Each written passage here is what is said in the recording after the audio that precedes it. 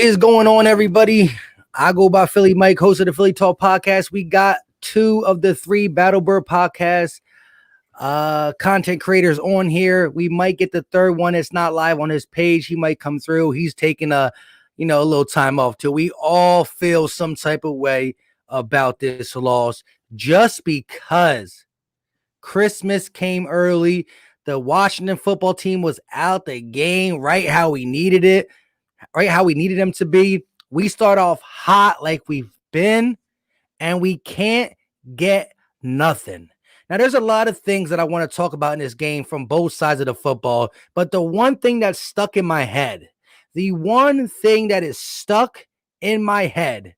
that although this defense was horrible and Michael Jaquette got welcomed to the NFL, 9 targets, 7 catches, 182 allowed yards. That's second in NFL this season.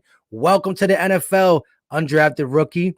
Here's the thing. The main thing that sticks in my head is that even though this defense was horrible in the second half, the half where the Eagles offense, from Doug Peterson to Jalen Hurts to the offensive line to the whole team, just doesn't know how to play football in the second half. The defense gives this offense the ball back 1, 2, 3, 4, maybe 5 times. I'm going to call it 4, but maybe it was 5. A couple times with great field position. And this offense goes backwards and backwards. Offensive line, false start, just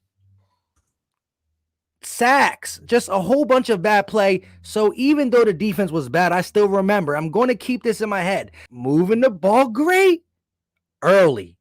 Could not get a score in 4 or 5 tries against a defense that's not supposed to be good. And it's not. It only plays good 2 times this season. Eagles week 8. Eagles week 16. That's what I'm going to remember from this game. 4 or 5 possessions for this offense, and we couldn't get it done. The defense, horrible, but at least they made some adjustments. A little late, but adjustments. Shout out to Gate City. He's not here. Me and Fresh said we should score 30 points. We said that Dallas was only going to score 20. Gate said it was going to be a high-scoring game, but we couldn't get to 30. We just cannot get away.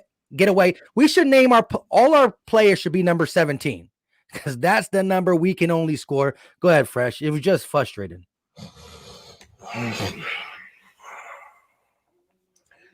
You're that man. Listen, I'm gonna give you the same energy I always give y'all, no matter win or loss. You know what I mean? So I am very, very frustrated though. I'm not gonna lie to you. When you really break it down, when you really look at every single thing, man. Once again, Greg Ward filled them punts. Then when the game got on the line, you want to bring up Rhaegar. He gets 25 yards. Why don't you consistently do this? To me, and I'm trying to upload my video now of my initial reaction, but I'm going to give it to you now. Doug Peterson, to me, stinks as a play caller. We seen, for me, from what I seen, was the same thing that I seen in the Washington football game, y'all. The first week. This is the same thing. Remember, we went up 17-0 against them guys. Remember that? You know what I mean? And then the play calling just got stale. Dudes wasn't getting open. You stopped running the football. You ran the ball like 9 times in that first drive. And I don't have the stats right now, but best believe going on in the week, I'm going to give them to y'all. Because it's no way you keep running the ball and it's successful, and now you just stop. And I seen the chat. I seen the chat, Mike. I seen you live.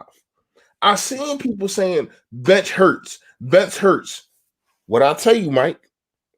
What did I tell you? It's only going to take one game for the quarterback not to have a good game to their standard, and they're going to say bench him. No, you need to bench Doug Peterson behind with play calling, because he freaking stinks. Let me tell you something. When you really look at it and when you really, really break it down and you dissect things, did Jalen Hurts make mistakes? Yes. But when you really break it down, Doug Peterson really did little to help him. And I said this, the first 2 games, Jalen Hurts with his play, with his legs, and yes, some of his arm last game was saving Doug Peterson's job. But you did nothing. You up 14-3, and you abandoned the run. Once again, I don't get it. And I'm listening to the commentators, and I'm so mad that I can't get WIP on my phone and on my laptop when a game is going on. I don't know why, because I'm tired of hearing these commentators. I heard commentators saying, "Oh man, there go Doug Peterson run the football again. That's what he do." Dude, do you know football? I want to say I don't know who was calling again. Was that Randy Moss? I don't know who it was. Whoever it was, you need to give up your job because I don't know what the hell you seen. Because Doug Peterson don't run a football, and this is the problem that I got. Now, I'm not going to let this go. I strayed away from reading the comments because I'm pretty sure y'all grinding me up. Jaquette, oh my gosh. I was pulling for you, dude. I sat there and said, man, you need to start. I seen what you did last week, and I just think that you are a better fit. You was barbecue chicken marinated, you was marinated. Yeah, he was marinated all week. Listen, he was marinated, then put in the egg yolk, then put in the crumbs, then the little crumbs when you're about to fry your chicken, and then put in the deep fryer. This dude was bad. But you know what they did, Mike? Mike, what they do, Mike? They benched him. Yep, and put him in. Why is that the only guy that been benched all year other than Carson Wentz? I've seen dudes all around the league. I mean, not all around the league, all around this team being bad. Now, he deserved to be benched. Oh my gosh, yes. I'm not saying he shouldn't. But when you really, really break it down, man, this defense, man, and shout out to Big Play Slade finally getting, and you seeing what he do when he plays the football. Yeah. Jim Schwartz, can you take some notes? Because I'm pretty sure you're probably not watching this. I'm pretty sure you're not. But I'm going to tell you this. Let your players play the football and not a player. That's the problem that this defense has. That's the problem. Go ahead, Mike. Yeah, I just want to say, listen, again, I'm not going to come on here and argue the Carson Wentz, Jalen Hurts thing. We have a long disrespectful Cowboy fans talking crap offseason on who's our quarterback. But let's talk about the Cowboys team we played in week 16 and week 8 are totally different. They put up 30 on us. Last one didn't. It was Ben DiNucci. But let's get into some of the things like you said, Jaquette. Second most in the NFL this season. 9 targets, 7 catches, $182. But again, offense had multiple shots in the second half to just get back in this game, and we couldn't. Listen, I was a guy who said Carson needed to be benched. You got to go with Jalen Hurts. I was a guy who said once Jalen Hurts is in, he got to play the rest of the season. That doesn't necessarily mean he's going to be the guy next year. This is a decision. But oh boy, did this game just open the decision much more. And that's what we needed to see in the sense of 4 games is not enough if it's the best 4 games or the worst 4 games. You can't see somebody's upside or downside in 4 games, but that what was given to us. And we'll discuss that all offseason. But I will say this. Even though Hurts was in and we beat the Saints and we lost competitively to the Cardinals, I've been preaching, Gates been preaching, Fresh been preaching that Doug Peterson is still not the right guy for a play caller. Maybe he gets these guys up to play. Maybe he got tactics that the guys like. Maybe the guys play for him. Well, it didn't look like it today, though. But that doesn't matter. Doug Peterson cannot be in charge of the plays. He can have a hand in the plays. He can work side by side with somebody, but he can't be in total control of the plays, which that to me is the only control he got. He don't got to say who goes on the field for this game. Who dresses up is not to Doug. The only thing Doug got is play calling, and that got to be stripped, or we have to make the necessary changes. Doug got to move on. Howie got to move on. Jim got to move on, and it stinks. When you fire your head coach, your D coordinator, your general manager, you know who's gonna feel the repercussions of that? A guy in his 5th year. It would be Carson, who's like, okay, I'm trying to take the next chapter with this team, but now you're blowing it up because the team was built wrong. After the Super Bowl, we said, let's get this. We going all in. Poker chips all in. Lost. Broke. We're legitly broke. The cap is gone. COVID-19, nobody saw this coming the last 2 years. 30 million lower to a team that's already broke. It's going to be tough to get out of this, regardless what the decision's made. Whether Jalen Hurts still puts on good tape and you can trade him. I know there was talk in the chats all through these last couple weeks. Maybe we're going to trade Hurts, try to get some good tape. Maybe we're going to trade Carson. Maybe we're going to keep them both. Who knows? But right now, the fact of the matter is, Jalen Hurts and this offense looked horrible against the Cowboys. And that's not going to say that he's done. He's not. It's a team loss. Because you saw the defense just give up 4 back-to-back touchdowns, and then you saw the offense 4 chances for 1 touchdown and couldn't get it done. But here's Philly, as Fresh said, you see people on my play-by-play, bench Hurts, put Wentz back in. 3 weeks ago, bench Wentz, put Hurts in. The quarterback for the Philadelphia Eagles has a rough job title, but it is what it is. Forget all that. The Eagles lost to the Cowboys with a chance to go to the playoffs. Go ahead, Fresh. Yeah, you're absolutely right. You want to talk about fumbling the ball, man? We fumbled the ball. And once again, I'm being selfish here. But, man, my phone has been lit up ever since the 4th quarter. You know what I mean? I had been tagged on Twitter more than I have ever been in my entire career. Cowboy, yep. Twitter Cowboy mentions is ridiculous. I'm not even gonna look at it for a second. You know what I mean? But that's just a selfish side of me.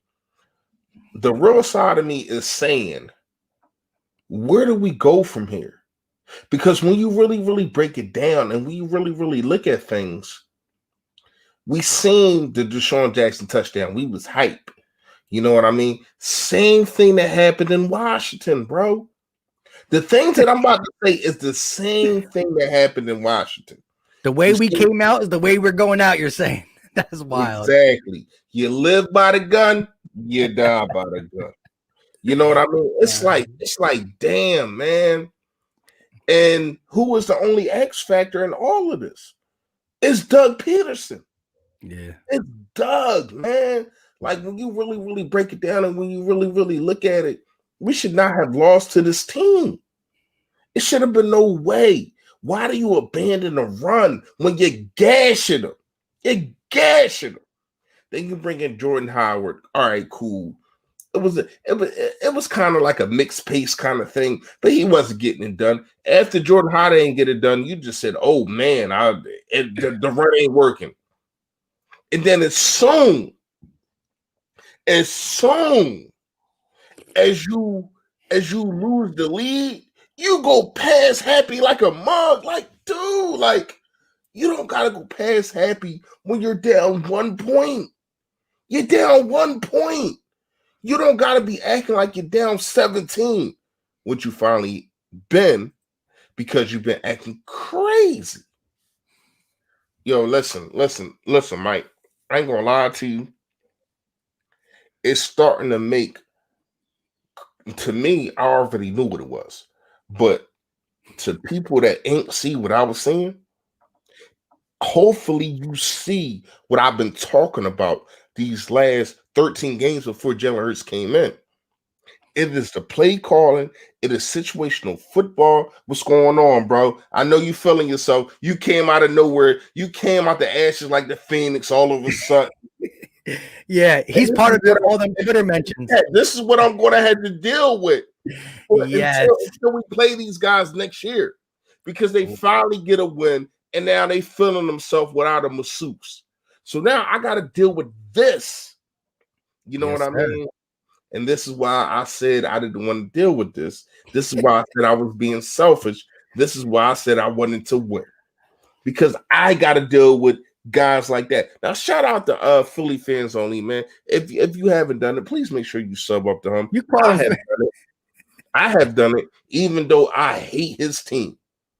But he's a good dude, you know, especially out of all the guys. Him and it's another one, man. I can't remember his name. It's but your boy Sid.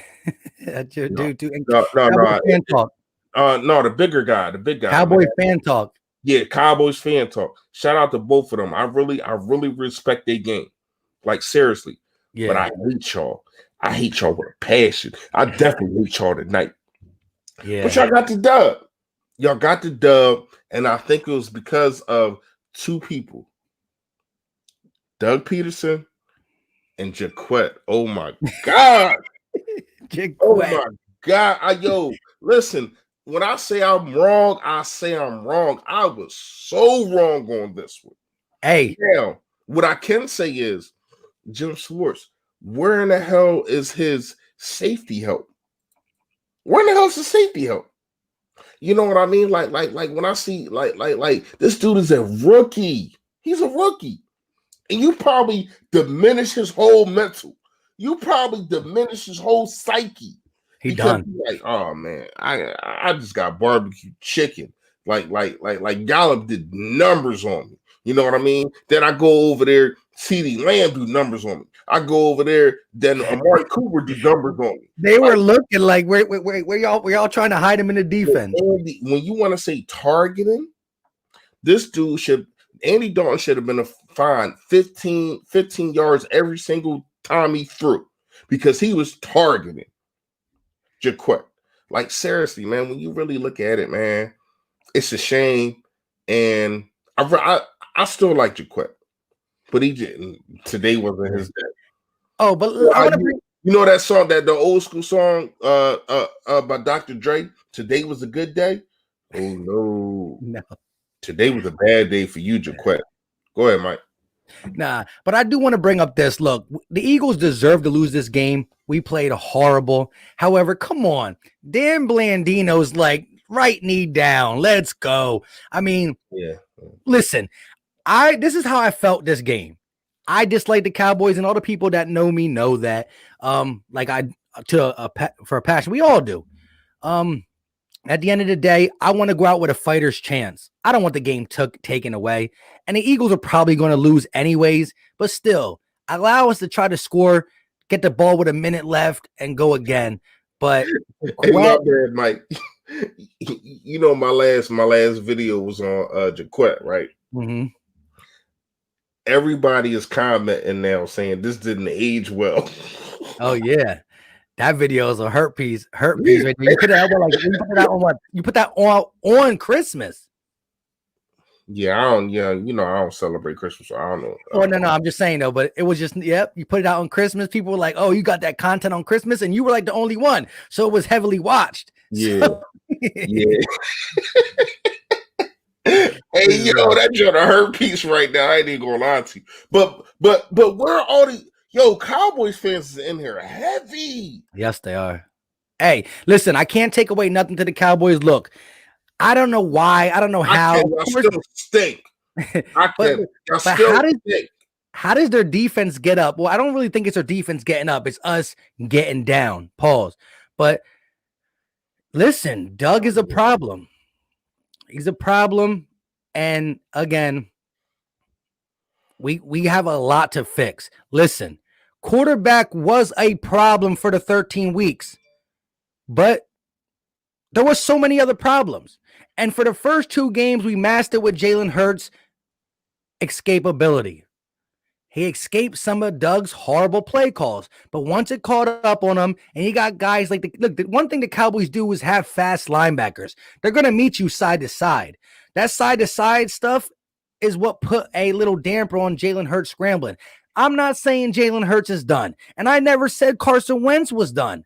I just said we have decisions, And we also have a lot of problems that we have to address, whether it be not really believing in these young linebackers, to the secondary, to the offensive line, to more skill players like wide receivers we're not fully done with because we're losing Alshon, we're losing D-Jax. We might as well get rid of JJ Arcega-Whiteside. Like, you know what I mean? So we still got wide receivers, linebackers, corners, safeties, O-line. We have a lot to fill. So listen, a couple months from now, when we're deep into the offseason, I'm gonna be like, yes, I'm gonna love these draft videos because we got a good opportunity to take maybe Mitch Parson, Jamar Chase, Devontae Smith. We got a lot of opportunities. Maybe we trade back a little bit and get these guys. But right now, this stuff hurts. And no pun intended. Yeah, man. To have a chance to have your season and the division, as bad as it is, I don't give a damn. To have a chance to have that in your hands after you already know that Dallas was getting, I mean not Dallas, the Washington football team, they was getting blown out. To have that in your hands and you let it slip away with bad play calling and also bad defense and Fletcher Cox going out, I'm not gonna lie to you, that was the turning point also. You know what I mean? It's not going to, for me, and as long as I got a platform, that is not going to get overblown. When he went out, them dudes started scoring. Andy Dalton had time, and Mr. Howie Roseman, let me ask you this. You paid a Malik Jackson $10 million. You paid a Hargrave 10, 12 million. These dudes are supposed to step up when a guy like that is hurt. But they did none of that. Oh, he had 1 sack, 2 sacks. Brandon Graham and also Vinny Curry. That's it. Yep. And I thought that the defensive line was going to be the full focus and was going to eat. They did none of that. The dude had time. And that's another reason why Jaquette got barbecue chicken. Because we already knew, Mike, coming into this game, what did I say? Don't act like they don't got wide receivers. Because yeah, definitely. They do. But you gave Andy Dalton a time, a veteran guy who knows the defense and who can throw the football. Like, we're not going to act like he can't. But at the same time, you gave this dude time, all because Fletcher Cox went out. Oh no, we still got almost $50 million on our defensive line. Pay like your way. And that was the problem. That was the problem this whole game, man. Them dudes didn't get at Andy Dalton. They didn't frustrate him. They didn't. I don't know how many quarterback hits, but they didn't get at him enough. They didn't sack him enough. They didn't disrupt him enough. And he was able to sit there and pick us apart. Another backup. Picking us apart. That's apart. Problem, man. That's a problem, bro. Yeah, man. At the end of the day, it always came down to, like I said, people wanted to get on Fletcher Cox for not getting exactly the number of sacks that Aaron Donald does, and he's close to pay. It just goes to show how dominant his force hit him on the field is. The double teams that free up guys like BG, Vinny Curry, Malik Jackson, and Hargrave. And how about Malik Jackson throwing a tantrum because Michael Jaquette gets beat? I understand it was horrible, but he goes over and sits on the offensive sideline. He doesn't even sit with the defensive players. Like, bro. Yeah, but that was I seen that they pointed that out, but once again, we gotta stop falling to the media manipulation. No. It's just the fact that they bring a camera on him. He's right there with the defense. I mean, I saw anyways, but in the very next play, he gets offsides too. So it's like, listen, it was a complete effort. What I'm trying to say of the defense being bad. Part of the reason why the secondary was super booty was because Andy Dalton was clean back there doing what he wanted. Shout out to Gabe coming through. Yeah, I agree with that. But we also That's all I've been trying to say. Shout out. You want me to get it, Mike? Go ahead. Shout out to Damon Pilo. Pilo. That's what I'm saying. I'm bad at names. You know what I mean? Yeah. And I hate to be right on these instances, but it has been dug. It definitely has been dug, man. And until Doug gives up play calling in situational football, we are going to go on a downhill for a long, long time. And it's crazy that this game might cause Doug to be fired. I don't want Doug fired. I just want Doug to give up play calling. Now, before my guy Gate City, man, appreciate you coming on. Before my guy Gate City go, what I can say is, Mike, we cannot fall into the media manipulation. We are better than that. When I say we, I mean us as guys that report on the Eagles, because they say that, right? And then I didn't even see Malik Jackson over there. I don't know if you did. But when I did see him, he was over there with the defense. I don't know if Malik Jackson went over there to talk to the offense. I don't know why he went over there. Maybe he threw a hissy fit. I don't know. See, me, I don't report on things like that because I don't know. You know what I mean? What I can say is Malik Jackson could have been better. That's what I do know. Go ahead, Gates. I was just saying, what's up, Dexter? What's going on, guys? How's everybody doing? That's a stupid question. Everyone's in misery. I get it. My takeaway, guys, I didn't catch a lot of it, guys. I apologize. I had to go get something to eat, guys. Man, this offensive line is a problem. There are times you see it play well and it gives enough time to throw the ball. The pocket looks pretty. But then there are times when we're driving down the field and we just cannot, for the love of God, get ourselves set so that we don't have a legal motion called. Stop jumping off sides. It completely kills the momentum of drives. It exacerbates everything. It exacerbates the bad quarterback play. It exacerbates Doug Peterson's trash situational play calling at times. Yep. It exacerbates the entire problem. This game is so hard to judge off of instincts just because of how bad the execution was at times. I know Hurts didn't have a good game, but I can't really expand upon how bad of a game it was because, the offensive line just killed drives or we would have definitely put points on the board. I don't know, man. I'm just frustrated with this offensive line, guys. My opinion on it is nothing is going to change for this offense until we fix this offensive line. And I think we got to look at everything, man. We probably need an open quarterback competition. I think that's a no doubter at this point. I definitely think that we should be questioning whether or not Doug Peterson should be allowed to maintain his position if he's going to continue forward as the main play caller for the Philadelphia Eagles, because it's just not good enough. I think he can scheme things. I do. I'm not saying that Doug is trash. I actually like Doug Peterson a lot, but his situational play calling is just bad.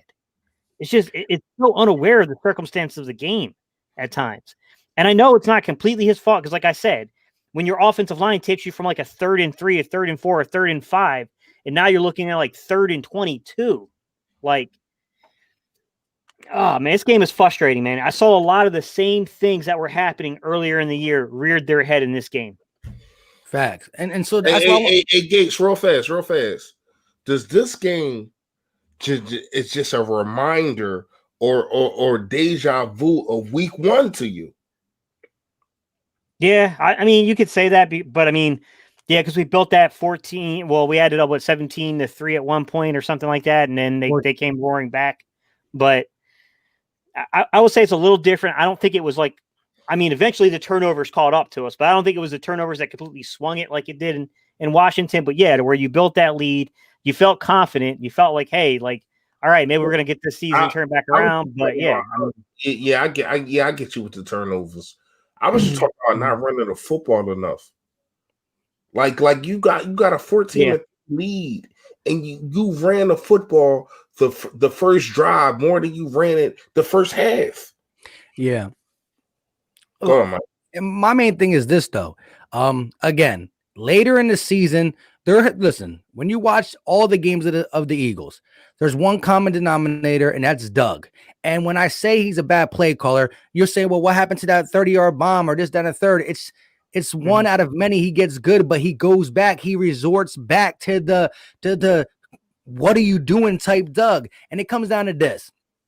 Early in the season, Carson Wentz was losing games as the Eagles quarterback. And there were times we came on here and said, wow, yeah, a couple turnovers, bad turnovers, but there were still times that Carson played good late in the game and we lost the game on bad play calling. We would say that we're Carson apologists. Now, I might have got off the boat first when it comes to the fact that Carson is costing us some games beyond play calling, which there were times he was. Everybody on here up here didn't say that Carson Wentz went in the game was actually playing good, but what contributed to his down play was the surrounding cast, talking offensive line, talking receivers, and his the right hand culprit, the number one culprit, Doug Peterson. As Hurts came in against the Saints, against the Cardinals, and played well, some of these runs, again, some of the ways he moved the chains was with his arms, don't get me wrong. But some of the ways we moved the chains was with his legs. The chain moving plays with his legs were probably Jalen Hurts hiding another bad play call from Doug, another bad situation Doug put us in, another bad thing the offensive line put us in. So what I'm saying is this.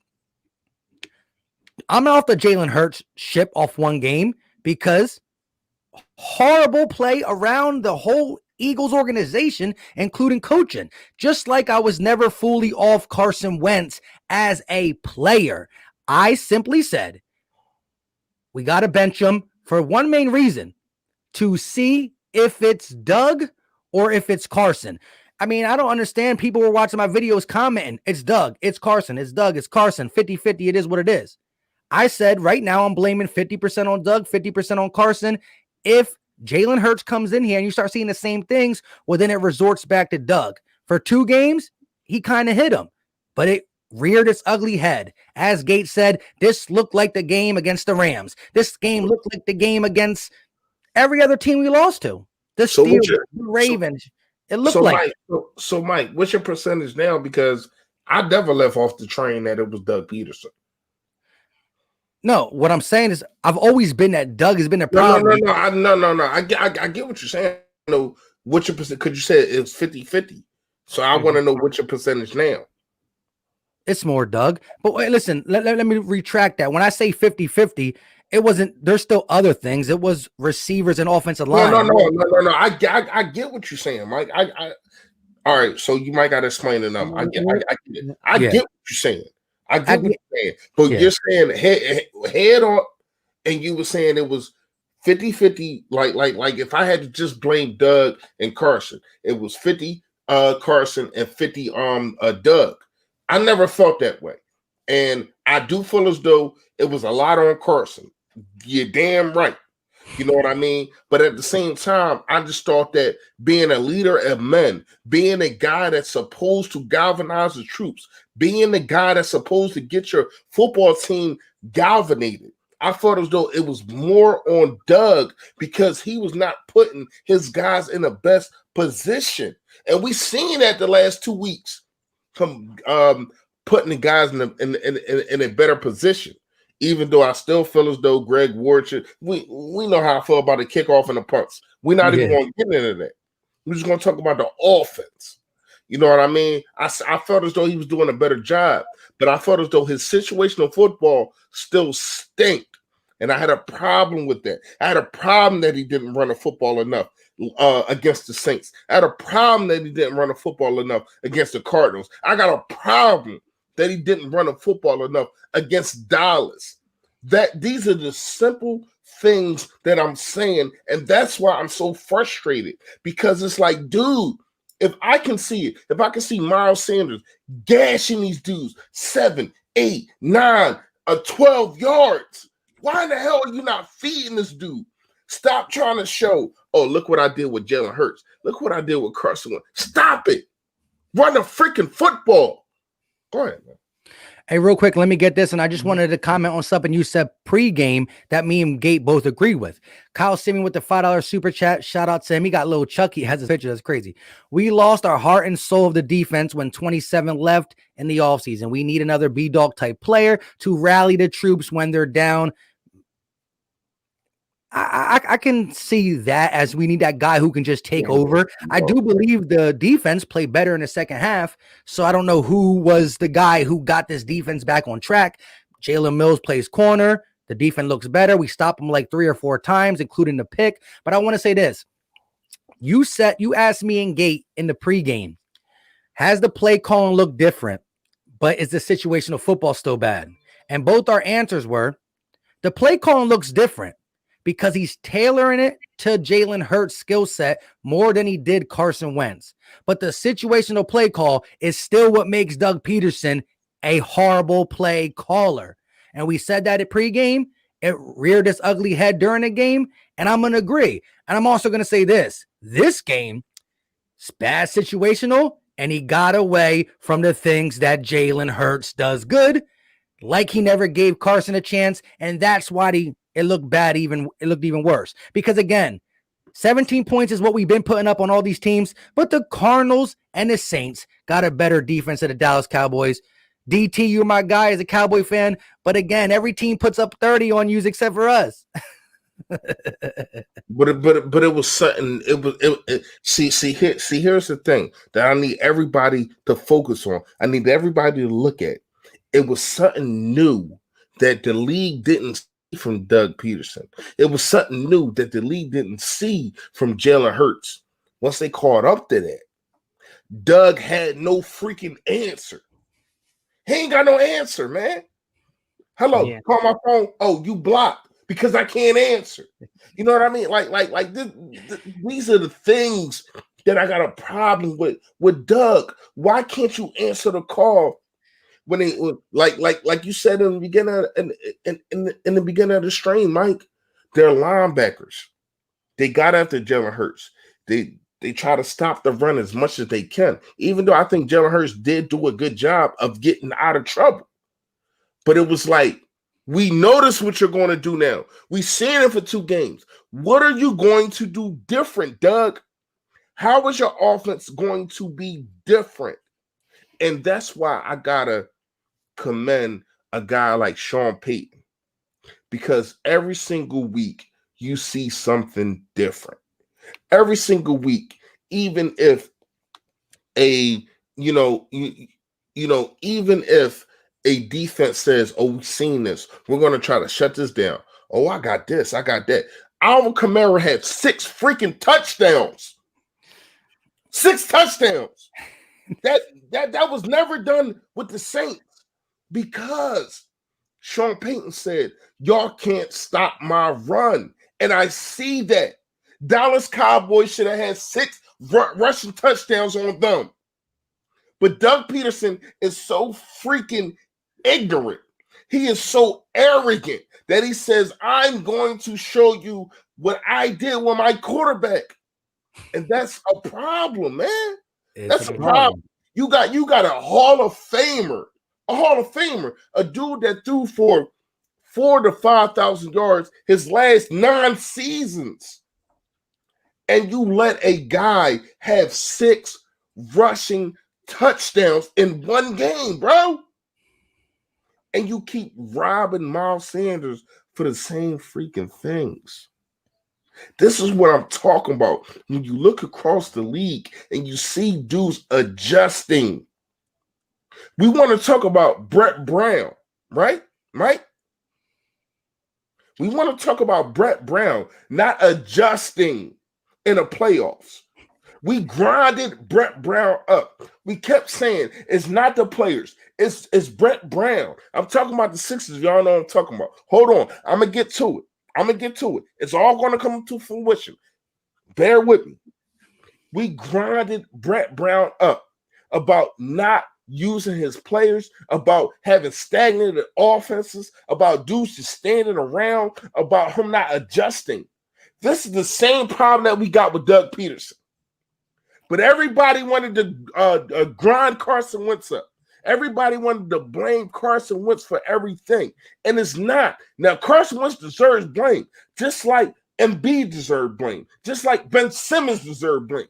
But we came out here and we said, you know what? Our Philadelphia 76ers coach, Brett Brown, needs to go because he's not coaching good. But yet and still, a lot of people who was on that same train with Brett Brown sit here and say, oh, you know what? It's the quarterback. It's this guy. It's that guy. Oh, hell no. If you don't know now, oh, I don't know what to tell you. Doug Peterson is the freaking problem, man. Go ahead, man. All right, let me ask you guys this quick question. Let's get this answer out the way. Shout out to my guy Jay Kills. I know he was coming on. He was like, "What should I say though?" I'm just kidding, Jay Kills. I appreciate you, my guy. He said penalties, and that's true. Every time Jalen Hurts got something going, or the Eagles' offense got something going, we went back. But listen, we don't have them excuses. Go on, correct. Go on. No. I mean, we use them excuses for Carson. People didn't allow us to, though. Here's the thing, though. Doug Peterson.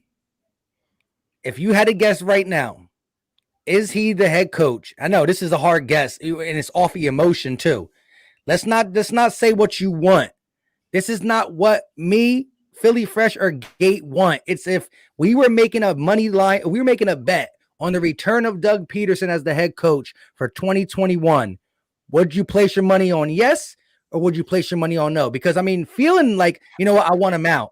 And saying you think it's going to happen are two different things because we don't run the Eagles organization. Go ahead. Who want to take that first? Mike, that's a difficult question, dude. It is. It's a huge. I mean, I'll answer it. You want to go We're back? a 4-win team right now, man. We are a 4-win team. I'm trying to think. Who is the last coach that survived 5 wins or fewer? Doug Peterson. I mean, Andy Reid in his first year. Yeah, I mean, that's first year. I mean, yeah, first year. Yeah.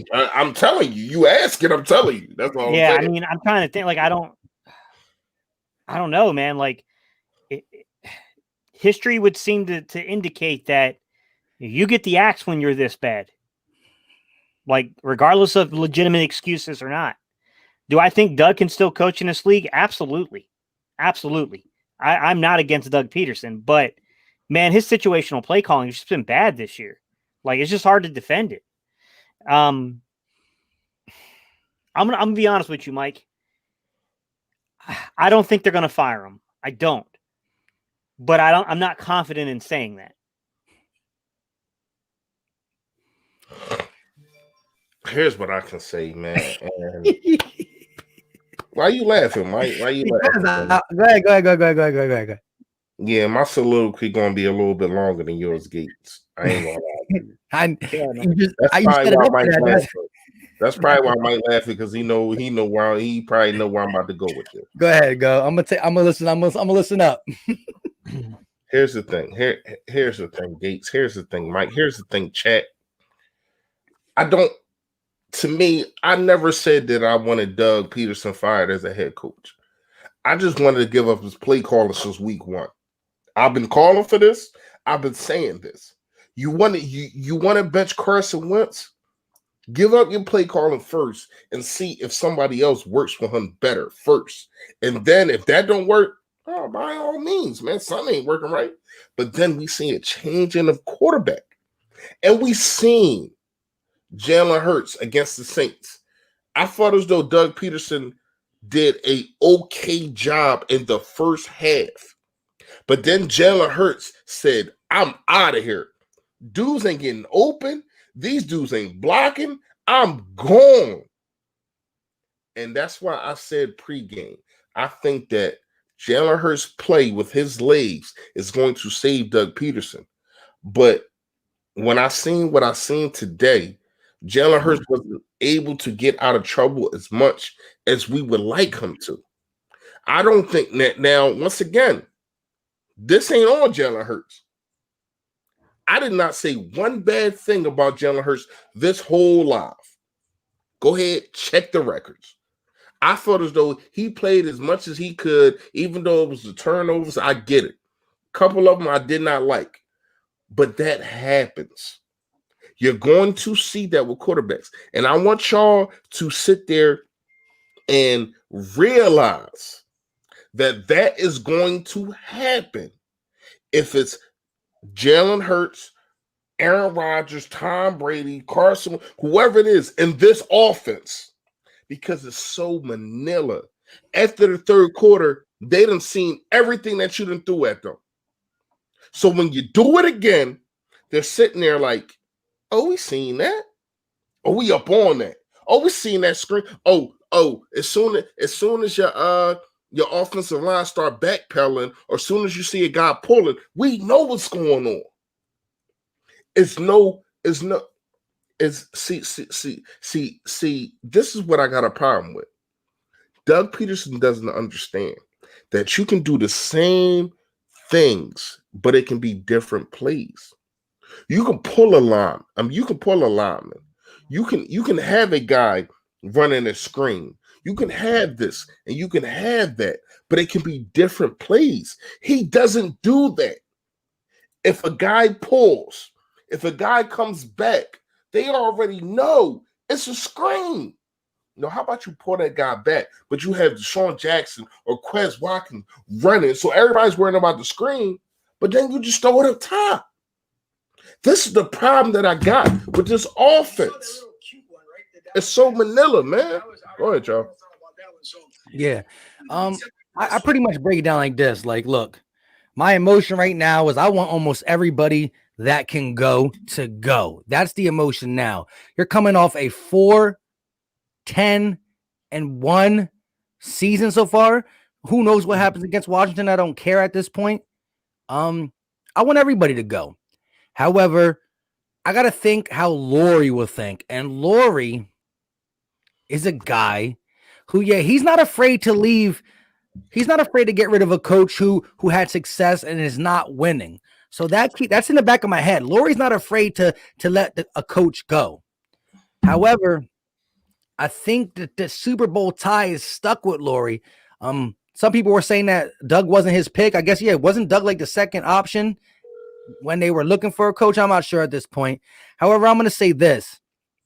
I think it's eminent that the Eagles get an offensive coordinator in here to call plays. Doug Peterson can have influence on the playbook.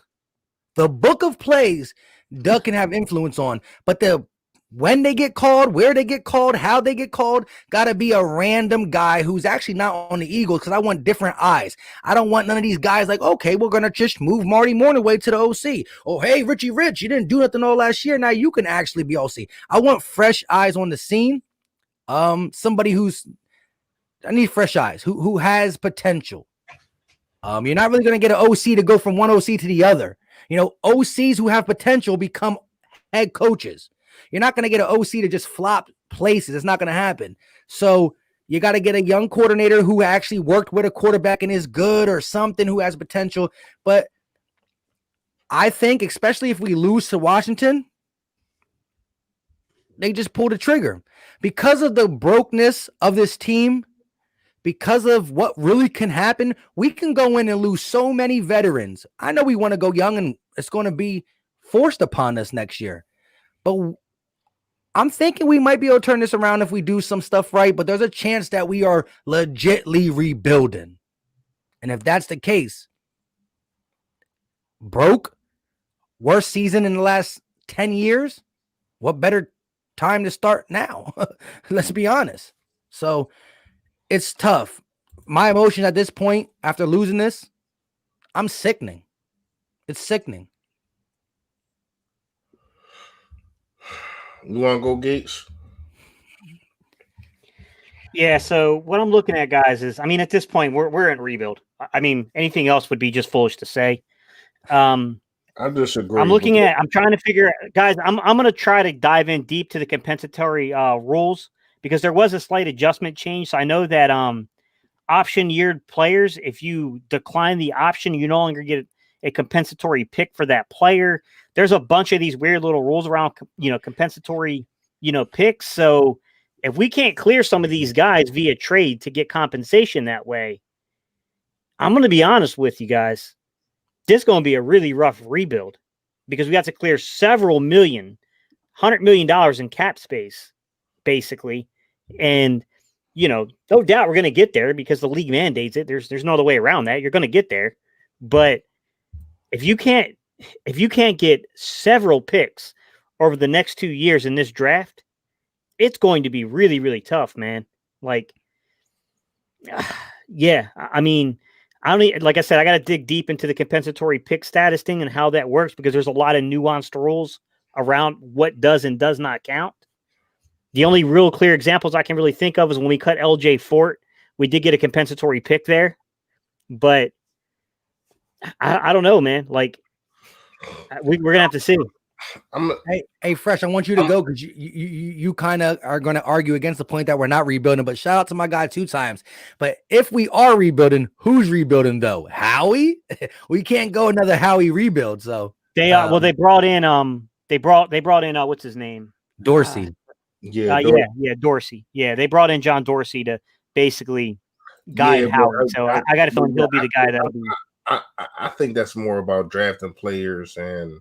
You know what I mean? I don't think that got nothing to do with really getting free agency and also contracts, whatever the case may be.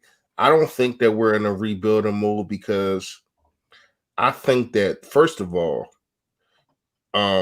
you got to get one that get. I don't want to see no quarterback, no quarterback compete or whatever you want to call it. You got to get rid of one of these guys. You do.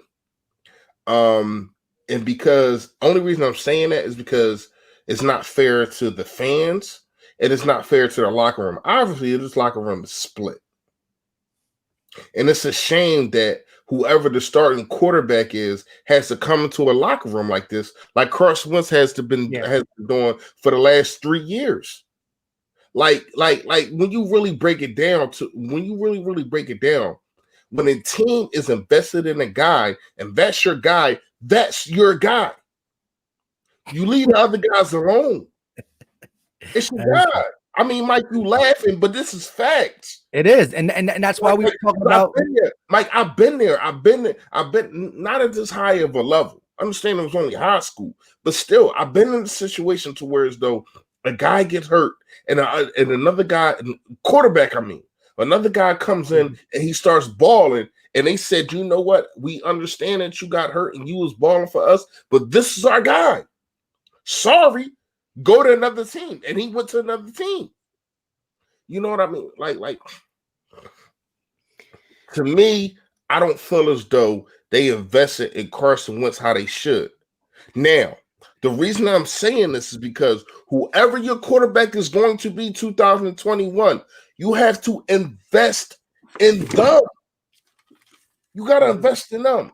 Even in Alabama, they told Jalen Hurts, this is Tua's job.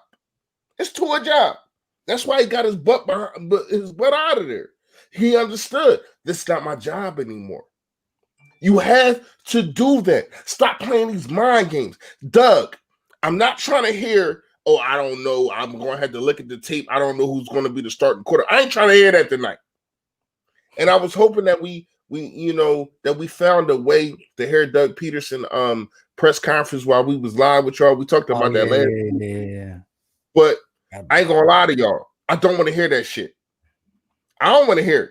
Well, I wanted to say this because we're on that point real quick. And I called into you, Notion, and Tone's call-in show, and I talked about this. Do you know why when a guy like Matt Ryan stinks it up, they don't call for his name? When a guy like Matthew Stafford stinks it up, they don't call for his name. And all these other quarterbacks out there that start to stinking up, they have a down year, or whatever you want to call it, is because the organization never put a guy behind him who's even worthy for the starting position.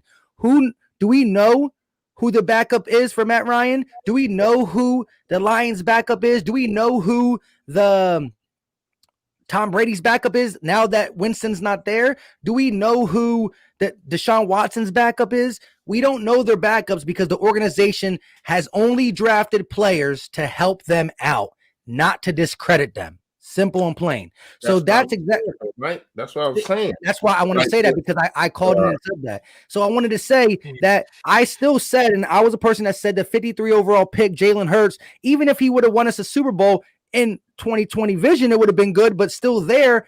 Once you write up a contract for Carson Wentz to be $100 million guy for this many years, your obligation is to only fulfill that contract with getting him as many weapons as possible. So I'm not saying you shouldn't have took Jalen Hurts, but if you did take Jalen Hurts a year and a half ago, you should have never paid Carson. You can't do these decisions that make your organization look dumb.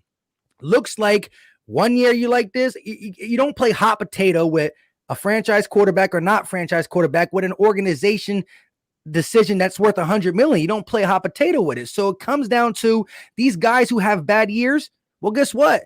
Even if Matthew Stafford's sticking it up, the guy behind him, who we don't know, is not going to do any better. But when you get a guy from Oklahoma in a second round pick who has potential, you put that thing there. You started it. So where we're at now is because of the organization, and who knows if Howie's going to clean this up or a new guy's going to clean this up. And I know you say Dorsey's going to be here, but still Howie's still going to be negotiating contracts and stuff. I mean, I want to know if Howie's going to be legitly out the door type thing. You know what I mean? So are you so do you want Howie out more than Doug or Carson, whatever the case may be? Like I want y'all Gates and also Philly Mike, and also y'all in the chat, rank who y'all want out there, because because now it's time to talk off season. That's all this is about. I mean, let's keep it a bean, y'all. You're right. You're not talking about going against Washington. Excuse me, because we're trying to keep it monetized. Who the hell cares about the Washington game? I don't give a damn. So we're really talking about the offseason right now. Rank yours 1, 2, and 3. If they have to go, who are you ranking? And Jim Schwartz is 2. 1, 2, and 3. Who needs to go 1, 2, and 3? Go ahead, y'all. And chat. Go ahead, yeah. Hey, you can take that gate first. That's our big one. I mean, look, ideally, I'd like to see the motions more than firing. I think Howie Roseman probably will. I think that's what the Dorsey hire is about. Have personnel pulled from under him. Now, I do hope that Doug Peterson and these other guys, the coaches, get a little more say in personnel than what they've had in previous years. Doug Peterson, once again, demotion. I do think that he needs to be forced into hiring a legit offensive coordinator. On top of hiring a legit offensive coordinator, he needs to give up play calling, man. Like, I'm not saying that you can't call plays in certain situations and circumstances, but hey, man, your situational play calling, like, you got to give it up, man. You just got to give it up. But in terms of Jim Schwartz, it's hard to grade and judge Jim Schwartz. He does things that infuriate me, like the prevent defense. Like, I can't stand the prevent stuff. It's horrible. But everyone across the league does it. It just seems like his never works. In terms of what I think about him, though, man, like, his secondary has just been trash since 2017. It just has not been good. And even in the Super Bowl, that secondary got lit up. Oh, wait, wait, because Fresh was talking about it earlier. Listen, pull all Michael Jacquet tapes down now. Take them off. No, I'm not going to do that because I don't think that, like I said in the pregame. Hold on, I didn't say that. Hold on. I know. I still like the kid. He just got barbecue chicken today. I know. I'm just playing. It wasn't a fair matchup for the kid. Like, hey, real fast. First of all, B. More Philly, aka Charles Smith. I got the same energy. If you really listen to what I said I want to beat Dallas. That's what I said. Now, I'm not saying we should go into the Washington football game and try to lose. What I am saying is I don't give a damn. I don't care about the game. That's what I'm saying. Will I report on it? Will I do everything that I have been doing? Will I do the free giveaway like I have been doing all year? You damn Skippy. This is what I do. But at the same time, I don't give a damn because this organization has failed us. Mm-hmm. They have failed us. Go ahead, y'all. Yeah, like I mean, to me, I would be in favor of some demotions here. Like, I don't know what we got to do defensively, but something has got to be done about the secondary, man. Like, this year in particular, 2018 season when we got ravaged by injuries. I mean, it was just a laughing stock. We knew every quarterback we faced was going to have a career day against us in that season. Like, yeah, we've gotten lucky. We found a couple of guys that have performed above their abilities, above what we ever thought they were ever going to be. But that's not, you know what I'm saying? That's not a favorable thing to do every single year. See, Like, you can't approach the undrafted rookie free agent pool. Are you showing us Jaquette? My bad, Gates. My bad, Gates. Nah. But this is the shit that I got to deal with. Somebody just text me talking about this is the Eagles right now. This is why I wanted to win against Dallas. My bad, bro. Go ahead. No, you're good. But, I mean, like, look, the undrafted rookie free agent pool, like, we can't go in there every year looking for Quentin Michael. And it's not that you can't go in looking for him, but you can't expect every year you're going to pull a Quentin Michael out of there. And it's like, we keep going to that way too often. And to be fair to the scouting department, they have found some real gems for us out of that undrafted rookie free agent pool. Yeah, but it's just not, it's not a good thing to have to depend upon every single year to pull 2 or 3 guys from there that can come in and be major contributors. By the way, Graylin Arnold, undrafted rookie free agent. Michael Jaquette, undrafted rookie free agent out there. I mean, come on, man. We got several of these guys taking significant snaps for us right now. Like, it's not a great strategy at all. Especially not a great strategy when it's not a great system. This defensive system stinks. It does. Like, just all right. Just think about it. This year, right? You got a guy in Hargrave who went to multiple Pro Bowls before he got here. No Pro Bowl. You got a guy in Slate who went to multiple Pro Bowls. No Pro Bowl. Nikel Robert-Coleman. I'm not sure if he went to Pro Bowls, but he was significant. He stinks right now. You know what I mean? It seems like every guy that you pull in cannot flourish on this defense. And that can't be all the players. Malik Jackson has been to multiple Pro Bowls, been here 2 years, hasn't sniffed a Pro Bowl. And then last year he was injured the whole year. I understand. I get that, Mike. But he's been healthy. He's been healthy for most part of this year too. Yeah, no like, excuse this year. Like this is just an example. Like that's just one example. I just gave you 3 of them. I gave 3 examples, bro. Like and Darius Slay finally gets his first interception because he played the football, not the player. What they have been trained to do. They have been trained to play the player, not the football. But Darius Slay said, you know what? This one's me. And he played the football and he finally gets an interception. You don't think that's cause to pause? Oh, what's going on? Like Jim Schwartz defense really got me shaking my head and scratching my head. Because who knows if, oh wait, we do know. What about Rasul Douglas? What about Sidney Jones? What about even Mr. Barbecue Chicken himself? Ronald Darby. They go to different systems and they flourish. And it's a shame that we're not looking at the coaching and the schemes, man. We got 2 coaches I feel as though is failing players. I do. And that's what gotta be, and this is the type of season that opens up your owner's mind to what you just said. You know what I mean? Barbecue Chicken, we came home with a Super Bowl. Bad defense, bad offense at times. We get to the playoffs 3 years. This is the eye opener. Like you said, when you win football games, you kind of forget the old. Carson Wentz and the team winning 4 straight games last year made you forget all the bogus stuff last year. Mike Groh, Carson Welsh, they all got blamed for this stuff. Scapegoats, get him out of here. Howie fired and brought his guys in. A season that has been the worst season under Doug Peterson and Jim Schwartz. opens eyes to everything. That's why Jeff Lurie is going to have to really look at Howie on down. And people in the chat saying, well, Howie picks the players and Doug is the one with the broken playbook. That is true. But did you not forget we picked J.J. Arcega-Whiteside over DK?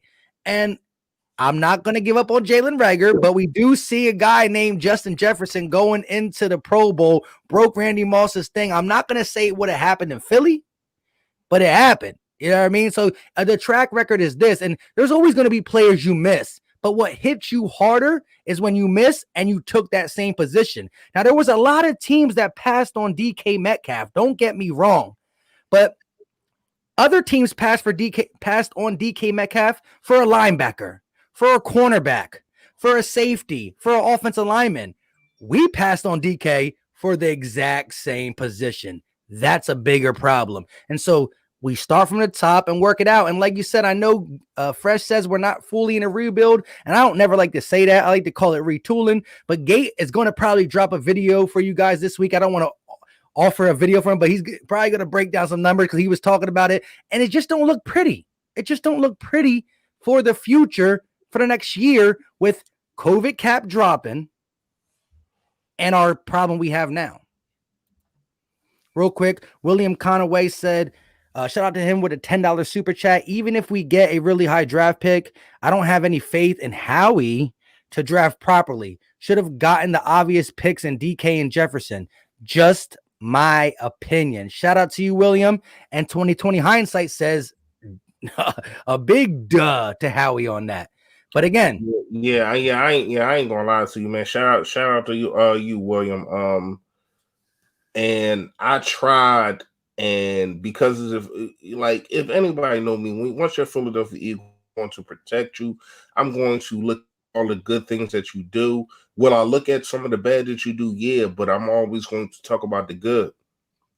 But I'm going to sit here on this stage right now, and I'm going to say, picking Jalen Gar over Justin Jefferson was a bad pick.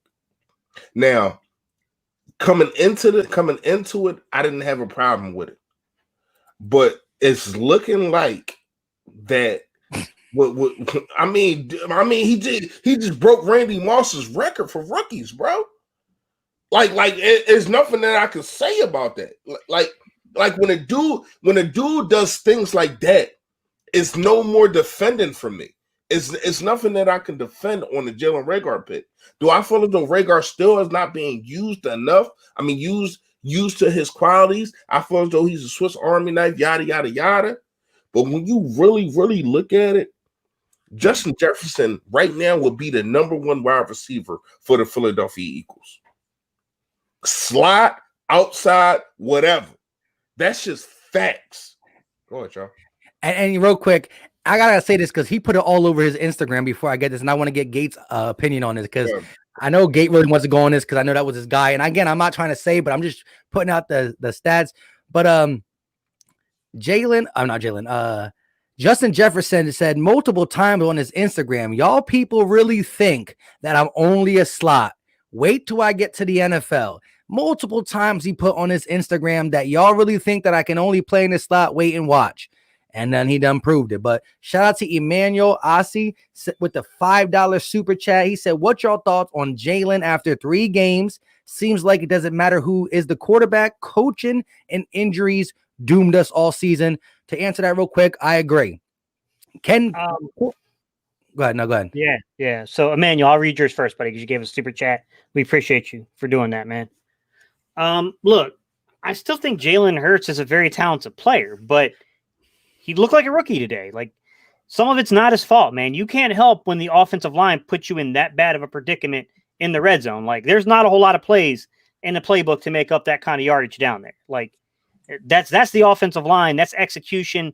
That's partially on the coaching staff. When your players out there false starting that many times in a game, that's a function of coaching. Like, something's going on that's a little deeper there. I will say that probably having 30,000 fans in the stadium likely played a role. And I know you're like, dude, they should be used to playing in front of 80,000. True, but not this season. You had a lot of rookies out there. Like, it just seemed like that definitely played a factor, in my opinion, because we didn't look right. We did not look right with all the false starts and stuff. Not that we haven't been having that problem, but it clearly looked like to me that was taking effect there. In terms of what you were asking me, Mike, about what he said, look, to be fair, he had a season under his belt at LSU playing outside, and he was not the same player. To be fair, he was I broke down 2 videos on him because I thought that he was being misunderstood. I thought people were particularly harsh about Justin Jefferson, and I thought he was better than a lot of people gave him credit for. Jalen Reagor's still my guy. He was still the guy I wanted. But I put out 2 videos telling people, like, I think that there's something to Justin Jefferson, and I really respected his story of being this unheralded kid who basically said, I'll take my chances at LSU, even though I know I'm not going to be the guy, and there might not be a guarantee of a scholarship here. He took his chances, and he earned his way up there. I had stated it several times too, and maybe he is coming after me because those videos did get viewed quite a bit. Maybe he was taking a shot at me saying that, because I did say, like, hey, the question with Justin Jefferson I'm going to have is he more than a slot receiver in the NFL? And the answer to that is a resounding yes. He's clearly more than a slot receiver. But I mean, it's not like people that were making those things, when scouts were saying that about him, it's not like they were unjustified in saying that the only hesitation they have about this kid is, will he be more than just a slot receiver in the NFL? And by the way, there are a lot of very good slot receivers in the NFL who have made a very long living in the NFL and are very good football players. It's not a shot, you know what I mean? But when you're looking at the first round, you likely don't want to be drafting a slot receiver in the first round. And the kid, he's blown the doors off the league, showing that put me in 12-man, put me in 2-back sets, put me to where there might only be 2 receivers on the field. I could play outside. And he's played out there. You're absolutely right, Gay City. It took him a while to get his footing. It took him a while to get his footing, but he finally did. When I say it was a wrong pick, I'm just looking at from what I've seen. Mm-hmm. Now, I still like Jalen Reagor. I didn't give up on Reagor. I don't want people to sit here and say that I thought as though it was a bad pick. I like the pick. I just felt as though maybe he's not being used right. Maybe he's not being used enough. I would use him as punts. I do understand, and I broke down tape of him in college. He did muff some punts, and that's a problem. But these are things as a coaching staff that you're supposed to develop these kids on. And if you don't, that's on you. You know what I mean? Like when you really break it down, man, why in the hell is our developing staff so poor when it comes to, I ain't gonna say running backs, but when it comes to a lot of positions, running backs, hey man, thumbs up. O-line, thumbs up. Other than Matt Pryor, I don't know where the hell he was at in class, but he's bad. You know what I mean? Jeremiah Lotta gave up a sack today. I seen it. It was bad. But other than that, man, I really got popped. That was the pop fumble, right? You're talking about that was the big hit from Jalen. Yeah. He gave that up. Both the tackles played pretty bad today. Yeah, but chat, can I ask y'all a question? And I don't have no problem with what y'all saying. But the same people I see that's saying this about, taking up for Jalen Hurts is, our coaching staff is failing. I've been saying this for the last 13 weeks. And people been grinding me up like I don't know what the hell I'm talking about. And now all of a sudden that it's the new toy that y'all like. It's the guy that, y'all want in there so bad when he has a bad game, because let's keep it real. Even though I like a lot of things that he didn't have a good game. It's the coaching, which I agree on. I agree on a lot of it was the coaching and a lot of it was the offensive line. But when I say these things for another quarterback who I am not even going to name, when I say these things, you like y'all comment and y'all DM me and saying that I'm tripping, I'm crazy, I don't know what I'm looking at. I know what I'm looking at. I've been telling y'all since week 1. The problem is with a makeshift offensive line. Now, this is the same offensive line that he had last week. But you know what the difference is? They've seen his offensive line on tape. They seen what they can do. They seen what they can't do. They seen that you got a guy out there on left tackle who's not experienced. They seen that a right tackle is just not good. So we're going to attack them. This defense looked at like a defense that's supposed to be in the NFL, which they have not looked like all year. And shout out to you, Mike, because you asked me, oh man, what about Dallas, man, the last 2 weeks? And, you know, they went against these guys and they went against that guy. I said, I don't give a damn. They ain't go against Jalen Hurts. I said that. You jinxed them. I'm just kidding. I said that. But I did not know that the offensive line and Doug Peterson was going to play and call a game like that. Miles Sanders came out there, right? You continuously ran him. 3rd down to 5, run him. 3rd down to 7, run him. You know what I mean? Like, I liked it. The first drive, I'm like, oh, man, we about to kill these dudes on a run. Mm-hmm. Lo and behold, Doug Peterson does Doug Peterson things. Hey, man, I'm in this chat with y'all, but if anybody know the score to the Sixers, please put it down there, man, because I don't know. I appreciate it. But I'm here with y'all right now. Go ahead, y'all. And y'all never answer my question, though. I want to try to rank from 1 to 3 who needs to be gone. Ain't nobody else. I did. I said, I don't think any of them need to be gone per se. I think they all need to be demoted in what they're doing. I think that Howie was probably my number 1 person that needs to be demoted because I can live and die with wanting to choke Doug Peterson on situational play calling, but I can't get by with passing on DK Metcalf. I can't get by on what happened in 2017 at the running back position. I can't, you know what I mean? There's a lot of things like you knew. So you tell me you watched the film. You watched the film on a first round offensive lineman in Andre Dillard, but never did a health and wellness check on the kid, never talked to the coaches, never got an understanding of his mental being to try to find out maybe why the kid was sliding as far as slid in the draft and just took a shot at him. Like, it's things like that. Like, you know what I mean? Like, he's the guy, like, to me, you've got, I'm not saying you fire him because I still think Howie is good at what he does, the things that he does, but personnel ain't one of them.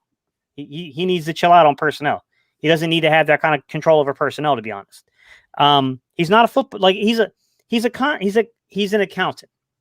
I don't know how to say that politely. I don't mean that as a slap in the face to Howie Roseman because he's a very good one. But this is a guy that doesn't have a lot of experience playing the game. This is a guy that really only worked a very small amount of time in personnel before being made the general manager. And this is a guy that even after being named the general manager, still had limited duties for the longest time underneath Andy Reid. And then he had a year or two to really be the man. And then Chip Kelly brought his guy in. And then there was a power struggle there. He fired Chip's guy. Chip got really mad. That power struggle ensued. They kicked him to the corner of the office. Like, I mean, like to me, Howie Roseman is the guy that probably should lose the most influence right now. And I don't think he should be fired because I do think that while he backloaded the contracts, at least I understand why he did what he did. He was chasing a ring. We didn't get it. He was chasing that second ring and we didn't get it. And I get that. I understand going for it, you know, but you didn't supplement enough in your personnel decisions through the draft to warrant keeping the position, in my opinion, of like being the main shot caller when it comes to personnel. When it comes to Doug, I just think you got to force him to hire an OC, and you need to have a conversation with him about play calling. He needs to have that conversation about play calling. And then when it comes to Jim Schwartz, that's a tougher one, man. Like, I think the conversation with Jim has to be around some of the coverage schemes we run. I do think that there are times that we're exposing very young players in ridiculous situations. Like, look, Michael Jacquet was really bad today. He was. But that was a very unfair ask of an undrafted rookie free agent to line up and play against those two. When no safety help. No safety help. Yeah, like that was a ridiculous ask. That's just the thing, though. His scheme is not to put the safeties over the top, and they think he's like, well, he did okay job against he didn't really do an okay job. What's his name? Hopkins had like a $150, $160.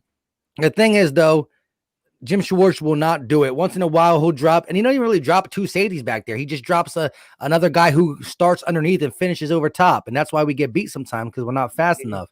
Hey, first of all, break man. This is not even about Carson Wentz. You're wrong. In the words of Gate City, you're wrong. Because let me tell you something. This is not about Carson Wentz. This is about our future. Yeah. You want to take Jalen Hurts to the future? All right, cool. But don't sit here and tell me Carson Wentz is 0-1 in the playoffs when they only played 6 snaps. Stop it. You're trying to make anything seem like it's Carson Wentz. When I'm sitting here and I got valid information and I'm sitting here and I've been telling you for the last 12 weeks that Doug Peterson is not calling a good game. And we've seen it today. Now, Breakman, you're probably a Jalen Hurts supporter, obviously. Do you think Doug Peterson, and I want you to answer this, Breakman, do you think Doug Peterson called a good game in this game? Because your answer should be no. And I'm going to tell you like this. With the exception of, I want to say, probably, definitely last week, but probably the New Orleans game, he been calling the same freaking game, dude. And this is the problem that we had. The offensive line, they finally couldn't hold up. They've been trying to hold up as much as they can, but they couldn't. Carson Wentz had to deal with 13 different lines like that. Like that. You know what I mean? And you're trying to make it about Carson Wentz. I'm trying to make it about Doug Peterson. This is my only thing that when I say what I say, it's because it's not about the quarterback to me. The quarterback play today was just like I say for Carson, even though he had some bad games. Yes.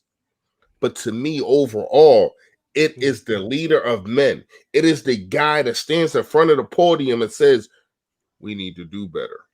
I need to coach better. I need to get my guys galvanized and all this whole bull crap. Stop freaking eating ice cream and get a new playbook. How about you do that? Because it's crazy. When I went live with shout out to Fully Notion and Tone the Shields, I didn't know this because I'm not a Madden guy. They said that Madden playbook, the Eagles playbook on Madden is so bad, dudes go to other playbooks. They said it's so vanilla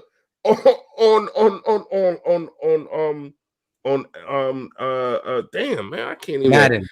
Yeah, on Madden. It's so bad that dudes pick other playbooks to play with when they get the Eagles, man. And it shows on the field. No, as a Madden, no. The play calling is bad, but as a Madden player, I won't say the play. Listen, the playbooks are the same. Each playbook has a couple different wrinkles into it. They have different formations, but the playbooks are mainly the same. I honestly can play with the Eagles playbook. I just run the ball. But bring our break man 925 real fast. All right, let me just get this guy. DT, shout out for the $2 super chat. Man, I've been up here for a minute. I thought you've been to I know he's a Cowboy fan. Is Philly going to win next week? Yes or no? Listen, I don't know. And as Fresh said, it doesn't really matter to me. And I love how you support the Philly Talk podcast as a Cowboys fan, but there's too many of you that I don't like. So I gotta rock with it. I can't allow you guys to get in. I can't have the whole off season. You see, if you see, I want him to get in. I want him to get in. Oh, you want him to get in? I want him to get in. Give up that draft pick, and also get murdered in the playoffs. Get murdered. I want him to get in. Go ahead, get in. Hey, but shout out to my guy DT though. He's a cool dude. He's definitely a cool dude. All he did is keep it real in the chat. You know what I mean? I appreciate him 100%. Yeah, I'd rather see Dallas picking in the back half, back half of the draft at 21 or later rounds, 21, 21st, 20th pick or later. You don't want them picking in the top 10. I think that as good as Washington has shown itself to be, as good as its coaching is, without a legitimate quarterback, you know what I'm saying?